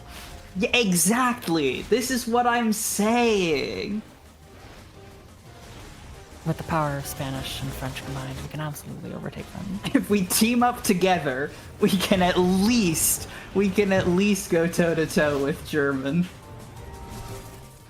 So that dark room that I was in before, where I just said, hey, if you have the brightness turned up enough, you can actually see where you're going. This is what it's supposed to look like. Everything is sort of outlined with this little purple hue. For whatever reason, I find this segment a little bit more difficult to see, and there's literally no downside to activating it. In cases like Deep Nest or other dark rooms in other speedruns where you're supposed to memorize the layout of all the rocks, it's not like those cases because, you know, there's generally some sort of power-up that you're supposed to get in order to be able to see other rocks that waste just a ton of time. But in this particular case, since we're on an auto-scroller, there is literally no downside to it, so I might as well use it. Save myself the energy of having to memorize it. It's basically an accessibility feature at that point. I guess.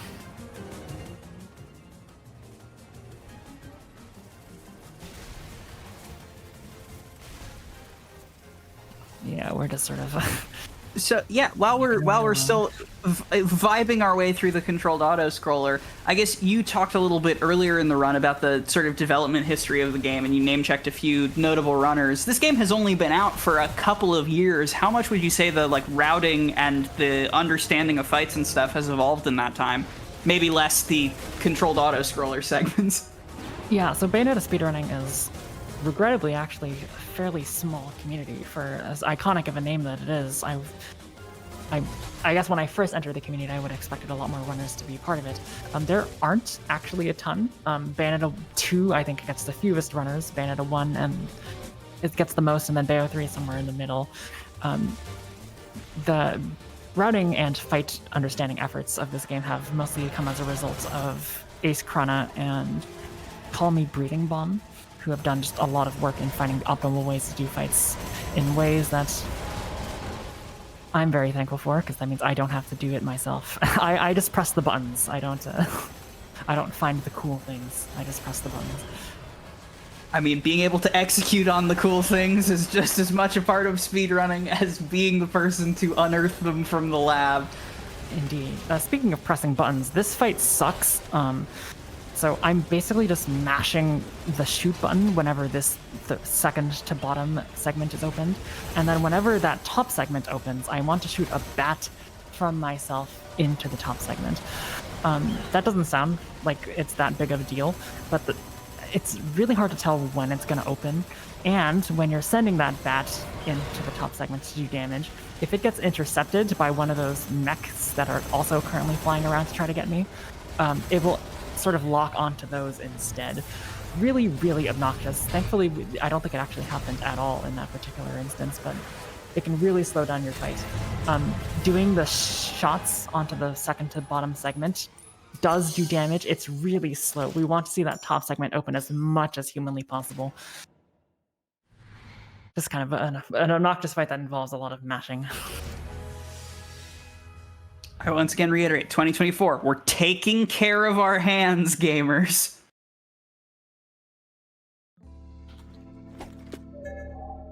Alright, chapter 12. Saying the word chapter 12 reminded me of something. So all of the chapters in this game begin with a cutscene. Except for chapter 12, I don't know why. So it'll be the case often where I try to skip a cutscene, and I end up just going into the pause menu because that's the same input. So I just waste a couple seconds right at the beginning of a chapter because I'm trying to skip a cutscene that doesn't exist.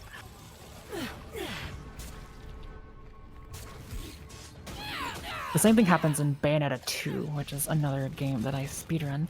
I don't exactly remember which chapters. I think it's chapter 6. Chapter 6 opens with just a gigantic bridge in front of you and, very crucially, no cutscene.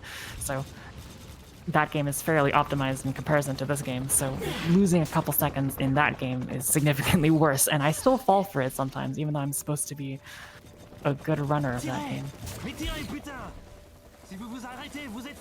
Sometimes you just get the urge to mash pause on a bridge. We've all been there. Yeah, I guess. Alright, so this little segment here, we're just going to be running past enemies. On the third one, we're going to be dodging just right at time. And for some reason, it still lets us walk through those sets of enemies instead of having to wait for the gauge to be destroyed. And this isn't an auto-scroller segment per se, but it really does feel like one. It's just intended for spectacle. There's no real skill involved here. Essentially, we're just going to be dodging forward since that's our fastest forward moving option. And then once we get to this gigantic group of enemies, we're going to be doing these tail spins and just taking out tons of soldiers. Sorry, not taking out. So we're going to be liberating them. That's what the game calls this. Oh, how quaint. Yes, indeed. So look at all this really cool liberation I'm doing right now with this gigantic laser. It is a cool laser. It is a very cool laser. Yeah, I guess while we liberate by fire, I can say a little bit more about our Phasmophobia Investigate Point Hope incentive, which is open. It's going to be open all through the evening as we go into the horror block until the end of the Phasmophobia run, if met with $2,100 in total donations, so just shy of 400 to go on that. Princess Shortcake and Mel will be adding the newest Phasmo map to their run, Point Hope Lighthouse. With a cramped environment, our players could find themselves in incredible danger if a ghost decides to begin a hunt. I've seen a lot of tell about Easter eggs and secrets that might be getting shown off in the area as well if we meet it, so it is not something you're going to want to miss. Yeah, so that fight that we just did against French Bayonetta there was, as you saw, we summoned the Forbidden Demon Arts and just mashed the shoot button for the entirety of the fight.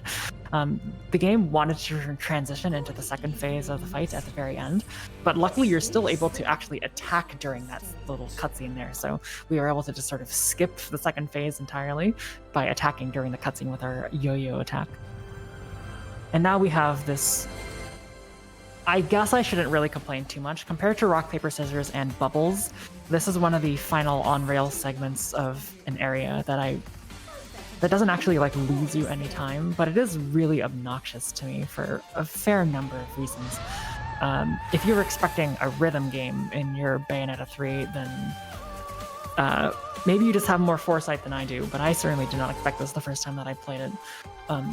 I would have also very much liked to have been able to skip this, but it is in fact not skippable, so we are just stuck sitting here pressing some buttons in time. I will say, of all the micro games that Bayonetta bosses could suddenly become, I had the opportunity to host for Gungeon, which became Punch-Out in the middle of one of the boss fights.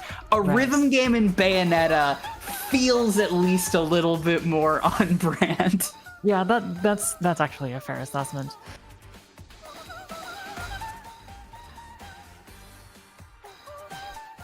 So yeah, what annoys me about this? I don't like the song very much. I'll just be honest about that. That'll do it. That's the devastating part. Second, it's called Fertile Rondo.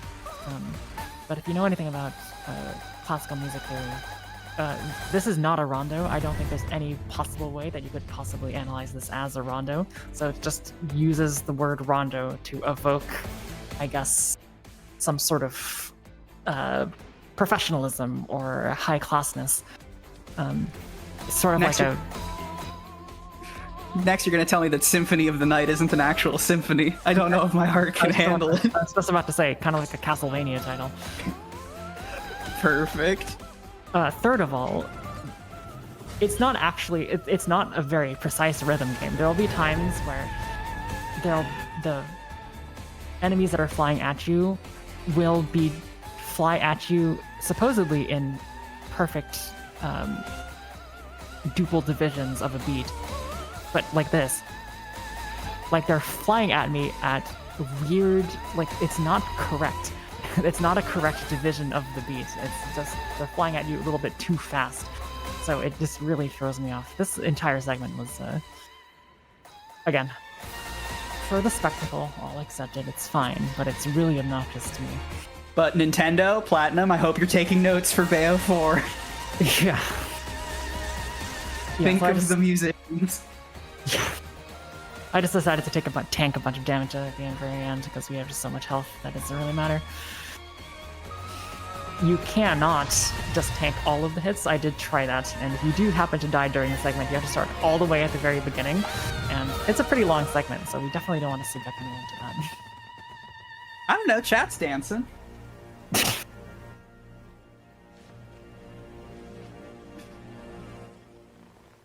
Okay, that's the end of chapter 12. So we got 3 chapters effectively left. I mean, we have 2 official chapters, but we do have to complete Jean 4, the final segment of the Jean portion of the game. This one is probably the second hardest. It just requires a little bit of concentration, not too much, but it's, again, like I said, since you're only playing with 3 hearts, it's fairly easy to just die unexpectedly, so I'm going to want to be a little bit careful for that. Additionally, much like the fight against that final enemy in the 3rd Jean segment, I do want to actually procure along the way a set of rocket launchers. It's RNG if it gets dropped. Hopefully we do get it, but it's not going to be the end of the world if we don't.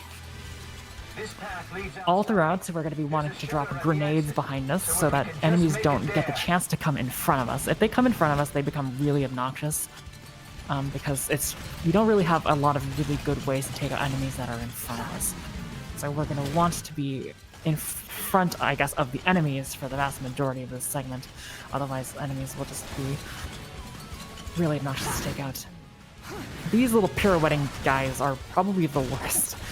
They are responsible for the vast majority of the damage that I ever take during this segment. Something about their movements just doesn't look particularly correct to me, and their hitbox always confuses me. We do have the option to do like this wheelie attack, but you can see it just doing no damage relative to the grenades, so we want to make sure that we use grenades whenever possible. Dodge past that guy. And you'll see that we haven't gotten any weapon drops yet. That is not great. We would have liked to see the rocket launcher by now, but we do have a couple more opportunities. Something we want to absolutely make sure we don't do is kill that guy directly in front of us. He holds that sort of pot that you see there, and that unlocks QDJ. QDJ is, I don't exactly remember the lore behind it. It's like another Kamiya character or something to that effect that he is very fond of. And if you collect that teapot, you turn into QDJ, and you have this very long segment that just only adds time to your run, where you do nothing but just run into enemies, and it makes the already sort of disgusting auto-scroller even more disgusting. We did, however, pick up on our way the rocket launcher that we were hoping for, so we're going to hopefully keep this in our hands until the final boss of this area shows up, which is going to be yet another Verga enemy, like so. Oh yes, there he is. There he is. So we have 6 rocket launchers, does a ton of damage to him. He does look like he has a lot of health bars, and he does, but all we need to do is around 2 actual bars of health. The reason for that is because there's going to be a little sequence at the end of this segment where the companion that we're traveling with is going to deal 2 bars of damage to him immediately. So we have completed that segment. We have done 2 full bars of health, so now it's just a matter of RNG as to when the extra 2 bars of damage are going to be inflicted. It looks like it's going to happen about now. Yeah, there we go.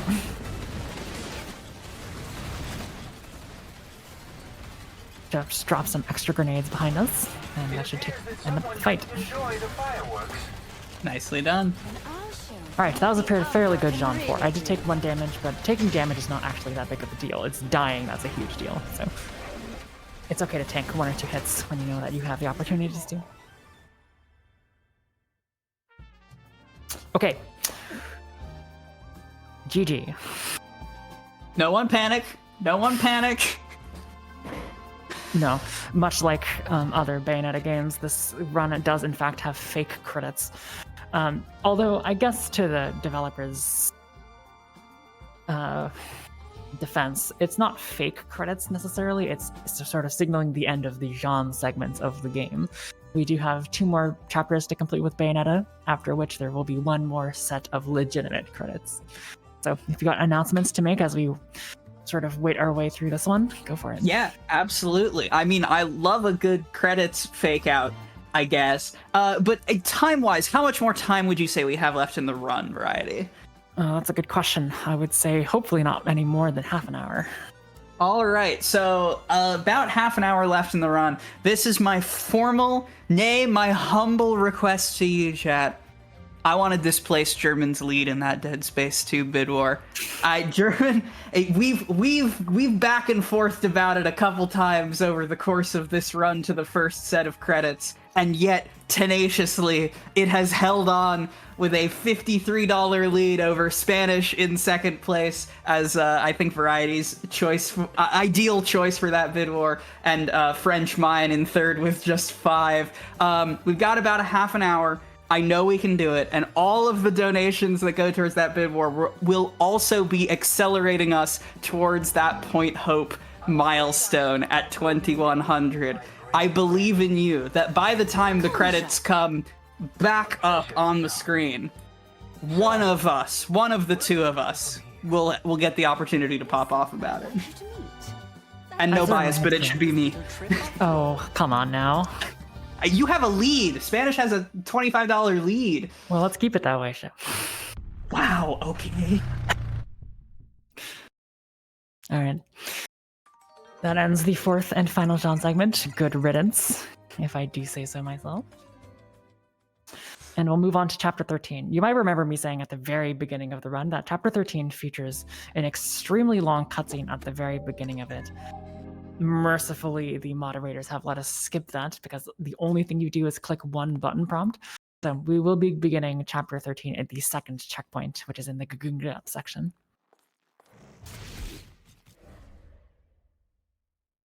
Some interesting movement here, although most of it is pretty standard at first glance. We know exactly where we're going, obviously, but there's going to be, not that ideally, but there's going to be one thing that will happen as we make our way to the second phase. There's going to be a bit of a stalactite that you'll see off in the distance, and we're going to be making our way there without actually going on the intended route the game wants us to, unless that happens. I don't think this works. It doesn't. Very cool. Let's try that again, shall we? Alright, so by moving our way all the way to this stalactite over here, we'll skip that little circular running section and be spawned, I guess I should say, in this second section. Nice. First try, every try. Indeed. Activate Witch Time on one of those exploding enemies there. And then before we enter that gigantic portal, we'll be setting up ourselves for success by giving ourselves some rage on our train so we can take out the boss fight a little bit easier when it comes. But first, we have this very interesting fight. We control... I don't even know if this is Madama Butterfly. Honestly, I am really not up to date with Bayonetta lore. It looks like Madama Butterfly at the very least. Either way, we'll be using her to take out this sentient warship, I suppose.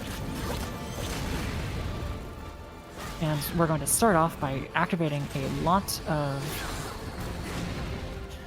butterfly sort of tokens, I guess you could say. Once we've done enough damage that way, we're going to be using this up-down shoot attack. And what that will do is deal a lot of consistent and held damage against the enemy once it gets launched. As you can see there. Yeah, unfortunately he can do some attacks that really make it obnoxious, but we want to stand still. It can be a little bit tough to get what you want. Alright, once we dodge, we can do some normal punches. A little bit extra damage. That should be enough to enter the second phase. Although he looks like he's going to want to get off one more extra attack. Alright, that's the end of the first phase. And then the second phase is going to be fairly similar, but instead of one gigantic tentacle, we'll be fighting against 3 smaller enemies. The fight against 3 smaller enemies is definitely, I wouldn't say more difficult, but it involves a little bit more attention. We're going to be wanting to start it off in basically the same way, summoning a lot of butterfly tokens. And the reason why that's so useful at the beginning of the fight is because they have not yet spawned in, so if we can sort of prepare ourselves by racking up a lot of damage beforehand, all the better.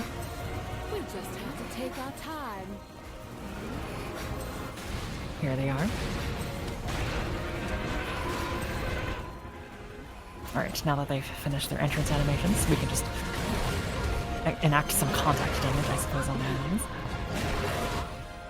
And then we're going to be wanting to use this spin kick move, which will obviously hit a lot of enemies simultaneously. The only problem with the spin kick move is that you want to make sure that you are obviously close to a lot of the enemies, otherwise there's literally no reason to use it. The only reason that it is useful is because it has the property of hitting multiple enemies. And once you get yourself in a pickle like I just was, there are some cases, I suppose, where you get hit out of your attack and it does not actually end up being faster. For that reason, I personally prefer using the singular punch combos, but it's not that big of a deal. Is the best version of this fight like they just all stay grouped up and obediently get spin kicked to death exclusively? That is correct, but of course, it doesn't happen very often. Marathon luck got a marathon luck. Yeah, I'm actually the closest to death in this fight that I think I've ever been. I've just been taking a lot of hits, hoping that I could get some of those spin kicks off, but wasn't quite close enough. But it doesn't matter. As long as we're not actually dead, it doesn't really matter how much damage we take here. After this, we'll have our final fight against Strider. We'll be fighting him as Bayonetta, and that's why we set up our train all the way back in the Gig Up section. We're going to hopefully do some spin shoots into Strider to take him out fairly quickly. And if not, like I said, we have access to our forbidden mech arts. Looks like we did miss him, unfortunately. So we did a lot of damage to my credit, but not enough to make it worth it. So we will summon our mech, and we will mash the Y button. You can just see how consistent this makes the fight. Like, we're being attacked, it's not really hurting us. We're not getting flinched, we're just able to do a lot of consistent damage. Oh, this is that dimensional attack that I was talking about before. As you can see, we really don't like to see it because he does leave the field for 50% of the time. He does have a second phase, and we will just be doing this again. Like I said, it's very consistent. It's not very fast, but it is super consistent. In fact, we considered this to be the fastest way to take out the final boss enemies in the new game run for quite a long time, just because it just was so consistent. That is not the case anymore. It is faster to use the train if you are skilled at it, but it can be a little bit finicky because, like I said, you need to direct your train directly into a fairly small enemy. We have a climax cutscene here, and I should mention that I don't think I actually have throughout this entire run. We're playing on New Game Plus, which means we have access to this item called a climax brace. The climax brace is super important because it gives us infinite magic. We don't have to worry about magic at all. And the reason why the mech is so useful in that case is because the mech's health is sort of determined by magic. The more magic you have, the longer the mech will sort of stay on the field. Because we have the climax brace, which gives us infinite magic, that effectively means the mech has infinite health. I was wondering what the downside to the seemingly impervious mech was. That makes a lot of sense. Yeah. All right. We'll make our way to the final chapter of the game, chapter 14. And it will begin yet again with another rock, paper, scissors segment, because apparently they thought it was such a really good idea in chapter 3 that they had to reprise it. So you know the strategy, basically react properly to whatever the enemy is trying to throw at us. So if you've got some announcements for those raiders, please go for it. You are speaking my language. We are psychically attuned. If you're just joining us, friends, thank you for being here, and welcome to Running Through Wonderland, a mutual aid fundraiser raising money for the gender-affirming surgeries of Alice at Wonderland games. This is something that is near and dear to my heart, near and dear to a number of the organizers' hearts, that I think being able to increase the net amount of trans joy in the world is, no bias, but one of the most noble causes we can all aspire to. We're here raising money to help with the cost of Alice's gender-affirming surgery in February 2025, so right around the corner. The cost of surgery can be very high when you factor in things like hospital stay, travel, and life accommodations one needs when healing from a big procedure. The immediate recovery process from gender-affirming surgery is typically in the 3-week range, just on its own before, even being able to return to something resembling normal life. And so if you would like to help out Alice, you can type !donate in the chat. We're going to be here all through the weekend with truly one of the most out of this world marathon lineups I have seen in my time working in association with any marathons. Some truly incredible content, and we thank you all so much for all of your love and support. Yes, indeed. Yeah, so this guy was being a little bit of a meanie butt this time. There's a couple things about this fight. Like I said, if he ever blocks or uses his laser, those are the two things that we absolutely do not want to see. The block makes it so that you're forced to use a really slow attack to break through it, and if he shoots a laser, the only real thing you can do against that laser is block, which means that you're not dealing damage. So that happened a lot. Interestingly, this fight is actually ever so slightly easier than the first one, because the time that it takes for this particular enemy to shoot one of his lasers is slightly longer, which means you have enough time to sort of intercept it with your own attack. Much like the first version of the enemy, which I did not mention, is that once you get him to a low enough threshold of health, you can actually take him down into that sort of stun state with any attack, even if he does block. I'm not sure why that happens, but it's good for us. I did get that, but I unfortunately was not able to capitalize that in the way that I would like. So he had like a sliver of health, and I tried to shoot a final laser, but he did block it at the last second because he was so far away. It's a little bit of bad luck, a combination of bad luck and bad reaction time, I suppose. But yes, we have more lasers here.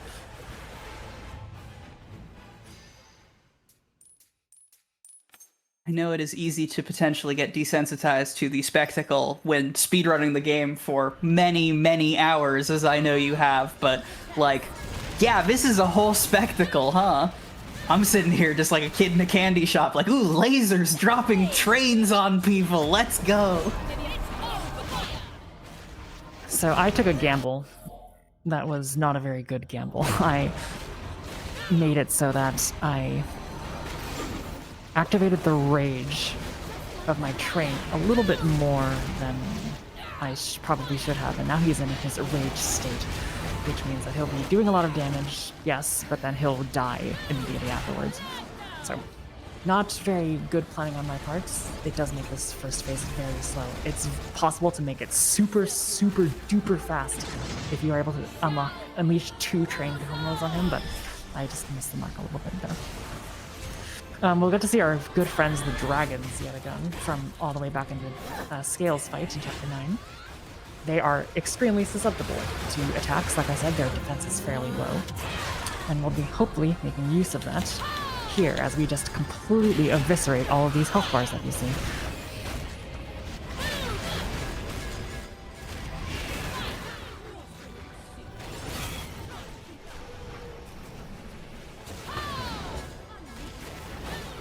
There they go.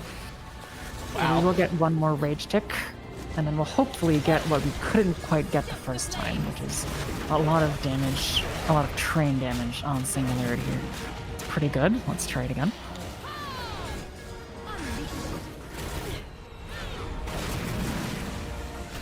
Good. That worked out this time. Nice. All right. I hate to ask you for more announcements, but this is a fairly long cutscene that we cannot skip. No, of course. So I do have a question. Are we still supposed to be in Paris? Because we appear to be in outer space. I know you have set yourself aside from the position of lore expert, but why are we in space? I don't actually know. We have completed the Paris segment. We collected the requisite chaos gear from that particular era of history. But yeah, we made it here. Singularity is about to destroy the entire multiverse or something to that effect. I'm not exactly sure what his plan is. And my guess is that he sort of anime attacked us onto the moon with a very powerful laser beam, and now we are fighting on the moon. I don't know if that's correct. I could be entirely wrong about that, but that's what I would assume happened. No, I'm sorry, that's canon. If there are any Bayonetta 3 lore knowers in the chat, no you don't. No you don't. Anime attacked us onto the moon is such a powerful turn of phrase that I will be stealing for all of the zero contexts I can get away with it in my daily life from now on, so thank you tremendously for that. You still have time for a quick announcement before we regain control? Amazing. So I do want to point out, while we are raising money for Alice's gender-affirming care, she's done something that I think is super cool and just generally awesome in terms of having that information out there and being able to sort of communicate to the world at large what's going on when it comes to living while trans, which is that you can type !costs in the chat for a link to a breakdown of some of the costs associated with Alice's gender-affirming surgeries next year that includes some of the things we've been talking about, like hospital stay and recovery period and that sort of thing. It is, in my opinion, a wonderful resource that I am glad I wish for people, cis and trans alike, to have access to understand how these sorts of things come together. And also, for our purposes, it shows some of the myriad things that your donations are going to help support for this truly amazing cause. And thank you again so much to everyone who has donated so far. And now we are in hyperspace. Yeah, I'm not exactly sure where we are, but we are going to be employing a bit of an interesting little technique here. We're going to switch out of our demon spider, so you will not see the demon spider for the rest of the run, I regret to inform you. Instead, we have this another gigantic laser. This is our demon masquerade attack, which is sort of our ultimate attack for any of the given weapons in the game. We don't use them very often because they're very slow, but in this particular case, Singularity likes to sort of bounce around the arena a lot, so any attack that does consistent damage and also stuns him, we're absolutely going to take advantage of. This fight looks intimidating. Unfortunately, all it really amounts to is just dodging up to him and pressing the attack button, just mashing it. This is supposed to be what you see in the Records of Time, where Bayonetta, at least one version of Bayonetta, does end up dying. But in this version of the timeline, we hope to avoid that fate. So that's that, after just mashing the X button a lot. Very, very intense speedrunning strats, the mashing X strat. And then we will be summoning our forbidden mech arts here. Not necessarily because it's faster, but again, it's just significantly more consistent than anything else the game has for us. Those hexagon attacks that just got shot at me are really, for some reason, I am so bad at dodging them. I cannot, for the life of me, tell what their hitboxes are. So thankfully, this is actually the fastest way to take him out, because he just sort of likes to stand there and do nothing. I'll take advantage of that for sure. Having trouble running the numbers. All right, so this is the cutscene that we saw at the very beginning of the game that I skipped over. Bayonetta in that cutscene did end up dying, but we are stronger this time, and we have some friends to help us out, as you'll see in just a couple seconds here. We love a good multiversal power of friendship. Uh-huh. So if Bayonetta 1 is your favorite game in the franchise, then you should be elated, because we are going to be playing as Bayonetta 1 Bayo here. It's not going to be very interesting, I apologize. We're going to be using one attack over and over again. I don't know what it's called. I think it's called Heel Stomp, but we all know it in my community as run while you can, because that's all she says. My brain auto-completed as, oh yeah, down smash. So, different strokes, I suppose. Okay. Are we talking about Ultimate Bayo or Smash 4 Bayo? Smash 4, I can't think about Smash 4 Bayo. Okay, good. Because I wouldn't like to either. Alright, and then in this phase, it's going to be, you can use the mech. Again, it is consistent. It is not, however, very fast. So we're going to turn into the mech there because he had a bit of a shield, which makes it so he is only susceptible to demon damage. But once that shield is gone, we will focus on just using our concussion sets, because it just does so much damage, especially with this super ultra mega triple Bayo form that we are currently in.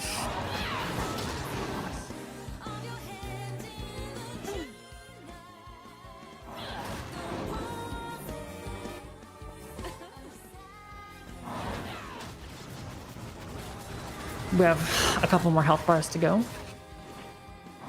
That's not a bad look for you. You can, again, decide if you would like to use the mech or the concussion steps. Because Strider is helping us out, and Strider will knock him away from us, I actually prefer to use the mech, just because it's a little bit more consistent. How could anyone Again, resist? albeit slower. But I'll go for consistency at this point. I think I am brushing up against my estimate. Now, when you do consistency versus speed, give me a rough idea of like what the time frame is. Like consistency in exchange for 5 seconds of time save, in exchange for 15 seconds of time save. Like obviously it doesn't sound like too much because it's a choice you can make throughout the run, but Yes, I don't actually know. It's not insignificant. I'll say that. that makes sense. Is it enough to where I would like to sacrifice the what's the word I'm looking for? The status of the marathon for going for unsafe strats? No, it's not. Integrity is the word I was looking for. The integrity of the marathon. All right, we did beat the final boss, but we didn't actually beat the final boss. We still have one more thing to do, which is defeat Arch Eve, which I don't know exactly what that is. But I know it's evil. And honestly, that's all that really matters to me right now. So the reason we turned into our sort of fairy form there when we didn't really need to is, again, just for consistency. Much like the very opening of the game, where if you don't deal enough damage to the squid, he will sort of leave the screen and attack you off screen.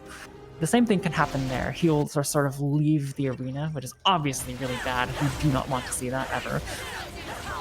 So the way that we're doing this fight currently lets us deal enough damage to where he'll be incapacitated enough with our Windmill Pete and Downwards Afterburner kick combo to be easily transitioned, I guess, into the fairy form. And that indeed is the final boss. So just one more note for tech. The credits will begin.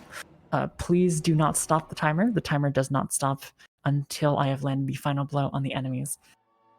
But yes, since we have credits, it's a really, really good time to sort of get the goodbyes and thank yous out of the way.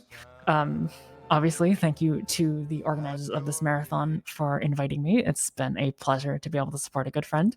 Thank you very much, Quacksilver, for being a fantastic companion on the microphone. Always delighted to hold it down with you. You are, having watched you run this at a few marathons prior, you are the singular pillar of Bayonetta know-how in my eyes, and so it was great fun to be here with you. Thank you for all the donors. I hope that we get to that. What did you say? 2,100 was the next incentive goal? Yep, 2,100 for Point Hope in Phasmophobia. That'll be fun. That'll be super, super fun. So I hope we get that. Thank you very much for all of the people in the Bayonetta speedrunner community for not shunning me for being bad at this game. In particular, thank you very much, Ace Krana, who was originally supposed to be on comps with me, but because of some scheduling errors on my part, well, we weren't able to make that quite happen. But he's extremely good at this game, holds the world record for the new game version of this run, and has a faster time than me in the new game plus run as well. So very, very good, very, very knowledgeable. Absolutely recommend checking him out whenever he does runs of that or otherwise. And we have one more, or actually, I guess 2 more segments here. We'll be using the train one more time, although because the credits is really just an auto-scroller and nothing else, it doesn't really matter how we take them out. But we'll use the train one more time just for good old time's sake. How about that? Hopefully he doesn't kill my train. That is definitely something that he can do. I've had a lot of train deaths in this particular run, which is obviously not very good, but luckily all the enemies are as thin as paper in the credits. It's just, again, more spectacle, so not too big of a deal. And then we have our final fight against Luca, or Strider, and the way we'll be taking him out is just with one good old-fashioned spider bomb. So as soon as that gets landed, that will be the end of the speedrun, so be ready on time in about 5,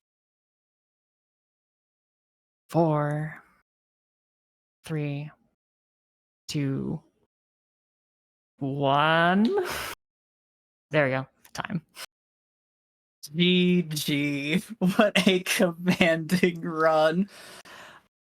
That was awesome. Let the people know where they can find you. You did such wonderful community and marathon shoutouts. Let the people know where they can find you and what you're up to. Yes, I've been a variety pack. I stream on twitch.tv/a_variety_pack. I run this game every so often, but I've been really focusing on Bioshock Infinite right now, especially with one hand. So if that sounds at all interesting to you, go ahead and check that out. Hopefully you have fun over there as well. Awesome. Thank you so much, Variety. Chat, of course, popping off on the GGs, but make some noise in the chat one more time for a Variety Pack and that incredible Bayonetta 3 run.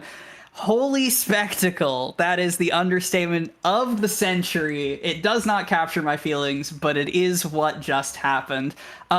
We are going to be back again as we creep on towards the horror block this evening. We are going to be back so soon with more Running Through Wonderland, so do not go anywhere.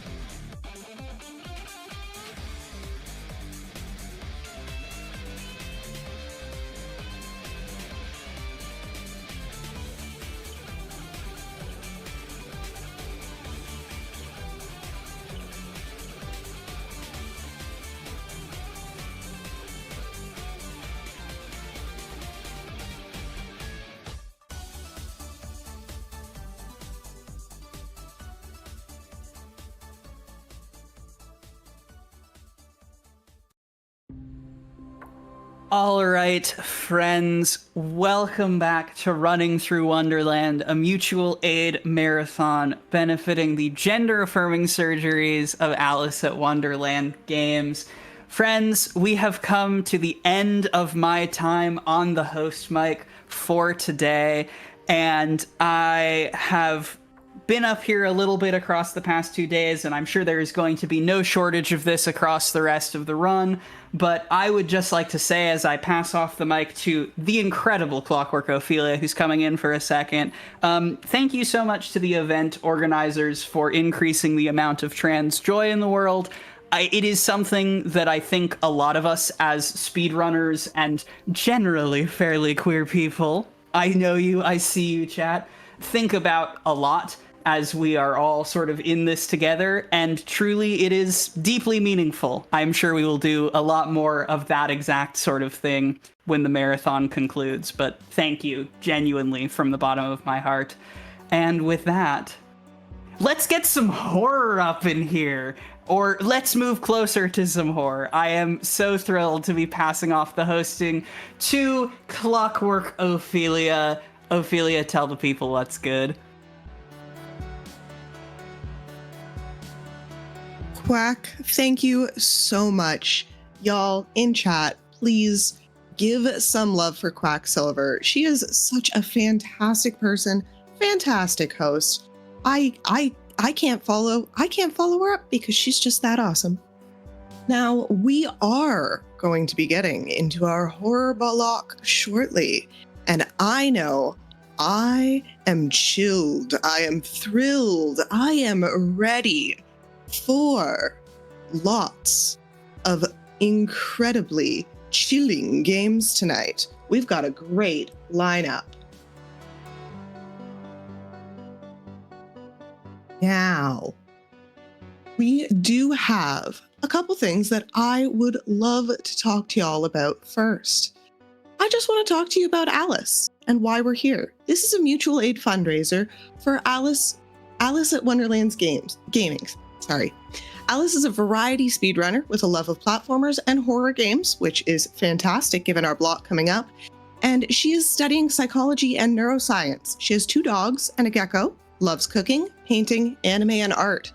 She came out to her friends at 17 and her family at 19, and is currently double majoring in psychology and neuroscience. She wants to be a psychiatrist to help young adults and specialize in queer issues and mood disorders. Alice's surgery has been canceled twice due to the insurance issues and has been waiting for surgery for 4 years since her first consultation. So every moment and every dollar of your donos counts to help get her there. Now, I don't want to keep y'all going for much longer. I am going to quickly check on the run. We are going to be back shortly. Hopefully, we will see y'all with some speed games soon.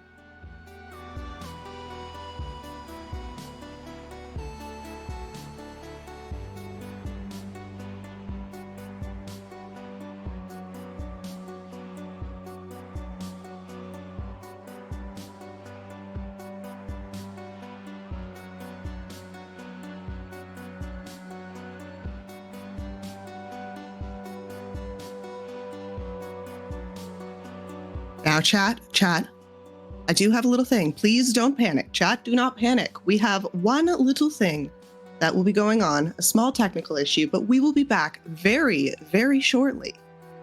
See you soon.